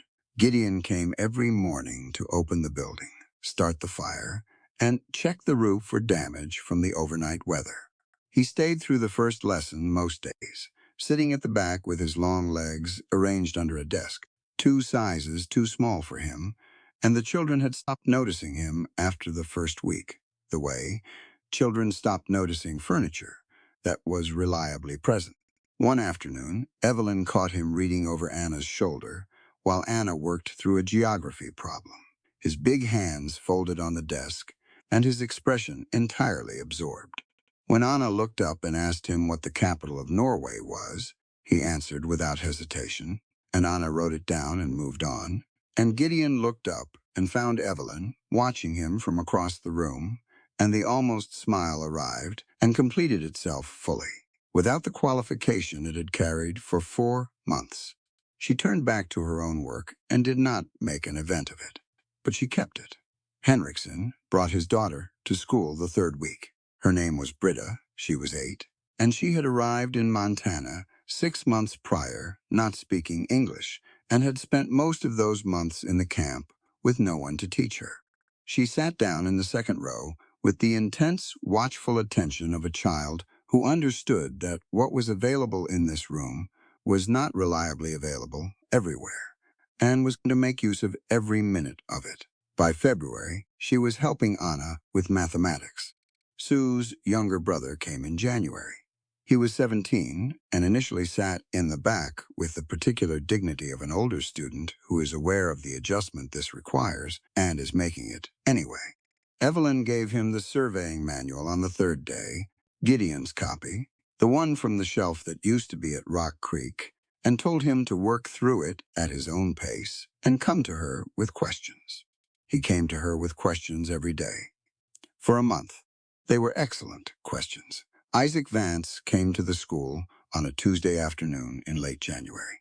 He stood in the doorway for a moment, looking at the room, the children bent over their work, the light falling through the south windows, the fire going at the back, Evelyn at the board, and Gideon at his undersized desk, with a primer open in front of him that he was using to help a 7-year-old named Peter with his letters. Vance looked at all of it for a long moment. Then he came in and sat down, and Evelyn handed him a copy of the county history she had ordered from Helena, and he opened it and read quietly for the rest of the afternoon. He came back twice more that week, and then every week after that on Tuesday afternoons, because Tuesday was his day off from the mine. The territorial receivership had installed new management and conditions had changed in ways that were still imperfect and would need continued attention, but were measurably better than they had been in November. Vance was on the oversight committee. He took that seriously in the specific way he took everything seriously, which was without drama and without letting up. The wedding was in March, when the ground was beginning to consider thawing, and the creek was running high with snowmelt, and the cottonwoods were showing the first pale suggestion of green at their tips. It was not a large event. Evelyn had not wanted a large event, and Gideon had not wanted any event at all, but had been persuaded by the argument that some things deserved to be witnessed by the people who had been part of getting you to them. 20 people, the Aldridges, Vance and Henriksen and Sue and Britta, Pure, his arm healed clean, who had stayed in the area after the trial and was working a homestead claim 2 miles east. A judge from the next town over who owed Birch a professional courtesy. Peter, the 7-year-old, who had not been explicitly invited, but had appeared in his best shirt and been entirely unapologetic about it. The ceremony was short and specific. They had written it together at the table, in the small house Gideon had built on the schoolhouse land, 3 rooms, south-facing windows, a woodpile stacked neat along the west wall. The words they chose were about what they had already been doing for 5 months, not about what they were promising to start. The promises were for the harder things, for continuing to tell the truth to each other when truth was uncomfortable, for leaving each other the space to be capable, for standing beside rather than in front of, for asking before assuming, for carrying equal weight in the direction they were both already walking. Gideon said his part without looking at anything except her face. She said hers the same way, Josephine cried. She was entirely unimpressed with herself about it and dried her face with the same practical efficiency she applied to everything, and straightened up and looked at the sky and remarked that it might hold off rain until afternoon, which it did. Afterward, they ate at long tables outside the schoolhouse, food brought by everyone and organized by nobody, and somehow exactly sufficient. Vance and Thomas Aldridge got into a discussion about county water management that lasted 3 hours and involved a hand-drawn map on the back of a bread wrapper. Britta and Anna sat together and spoke in a private mixture of 3 languages that no one else could fully follow.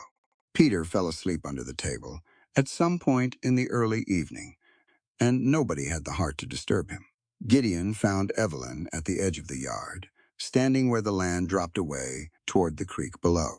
The last of the sun was doing what Montana suns did, making the sky in practical colors, and the cottonwoods along the creek were gold-green and moving in the evening wind, and the water below caught the light in the specific way. Moving water caught it, broken and bright and constantly different. He came and stood beside her. She looked at the creek and thought about Clara, age 7, standing on a bridge watching the water go underneath for longer than seemed reasonable. She thought about her father at his desk with the lamp lit and the second letter under his hand. She thought about Josephine's kitchen garden and Henriksen's boot and a ledger that had spent 8 months being assembled and 2 hours changing everything. She thought about the cut bank and the creek in the rain and a hand in the dark that had been exactly the right grip at exactly the right moment. "What are you thinking?" Gideon said. "About how much has to happen," she said, "to get a person to exactly the right place." He looked at the water. "She would have liked this spot," he said quietly. Clara's name did not need to be said. They were past the point where it needed to be said for them both to know who he meant. She would have stood here until dark and not thought anything of it. "Then we'll stand here until dark," Evelyn said. In her honor, he looked at her. She looked back at him. The creek ran below them, and the cottonwoods moved, and behind them, 20 people were eating and talking, and a 7-year-old was asleep under a table, and the schoolhouse stood on the rise of land with its south-facing windows, catching the last of the evening light, open and steady, and waiting for Tuesday. Gideon reached over and took her hand, not to lead her anywhere, just to hold on. She turned her palm to his and held back. They stood there while the sun finished what it was doing, and the creek went from gold to silver, and the first stars came in one by one from the east. The ledger was in the courthouse in Millhaven, on permanent record, in the archive room where the territorial clerk had filed it under Thornby territory, with a notation that it was primary documentation and could not be removed. The second letter was beside it. Her father's name was in both, not as accusation, as evidence of a man who had done what he could with what he had and had trusted, quietly, and without announcement, that it would eventually be enough. It had been enough. She looked at the creek and the cottonwoods, and the particular blue the sky was turning above the draw, and she breathed out slowly, all the way, the kind of breath that released something that had been held for a long time. Beside her, Gideon did the same. The night came in soft and cold and full of stars. Behind them, a child was sleeping under a table. Ahead of them, the creek ran over its rocks in the dark, patient and clear, and going wherever water goes when it finally finds the right way through. There's a moment near the end of this story that I keep coming back to. Evelyn Mercer is standing at the edge of a creek, the courthouse ruling behind her, the ledger finally where it belongs, and she breathes out all the way the kind of breath that releases something that has been held for a very long time. That image stays with me because it tells you everything this story is actually about. Not the gunfight, not the courtroom, the breath. Because here's what "it hurts too much" is really saying underneath all the dust and firelight and frontier drama. The most dangerous thing a person can carry is not a bullet in the hip. It's the truth they've been holding alone, in silence, convinced that no one is ready to hear it yet. Evelyn spent 8 months building a case that could bring down Elias Thorne not out of revenge, but out of a conviction that truth, properly documented and courageously delivered, is the only thing that cannot be burned down. And she was right. Thorne had money.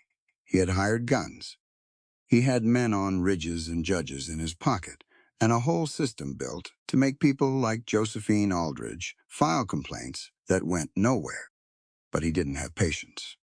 He didn't have the kind of quiet, stubborn, unglamorous persistence that keeps a woman copying ledger entries by lamplight at midnight, or a man folding a work order into his boot and carrying it for 2 years because he believed, against all evidence, that someone would eventually need it.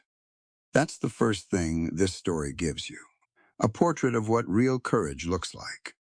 Not the dramatic kind, not the kind that announces itself. The kind that shows up in a cloth-covered journal kept for 3 years. The kind that rides toward gunshots at sunset instead of away from them. The kind that asks permission before putting a knife near a wound. Courage, this story argues, is mostly just refusing to stop being honest about what you know, about what you need, about what you cannot do alone. And that brings us to the second thing, which is maybe the most quietly radical idea in the whole story. Evelyn doesn't just fight for justice. She insists on being seen as capable while she's fighting for it. When Gideon moves toward her instinctively, ready to help before she's asked, she stops him. Not because she doesn't value his help, she does, deeply, but because help that doesn't wait to be invited is just control wearing a kinder face. She names that distinction out loud, clearly, without anger, and Gideon hears it. And then he changes. Not dramatically, not all at once. But he hears it and he tries, and that trying is what makes him worth standing beside.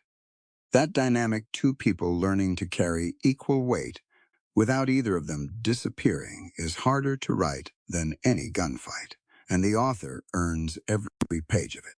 Then there's Gideon's grief, the daughter who talked to horses before school. The wife lost to downstream water, and a bought silence and one deputy's decision to wait for more evidence before acting. He has been punishing himself for 3 years for the hesitation that cost him everything, and Evelyn gives him the most important correction of the entire story. The guilt is misdirected. Thorne made those choices. You are only responsible for what you had the power to change. And what you do after your worst moment that has real weight, too. It counts. The choices don't bring anyone back, but they are still real choices, and they still matter. And the man who rides toward gunshots at sunset is not the same man who waited too long in a sheriff's office 3 years ago. That's the third thing this story gives you.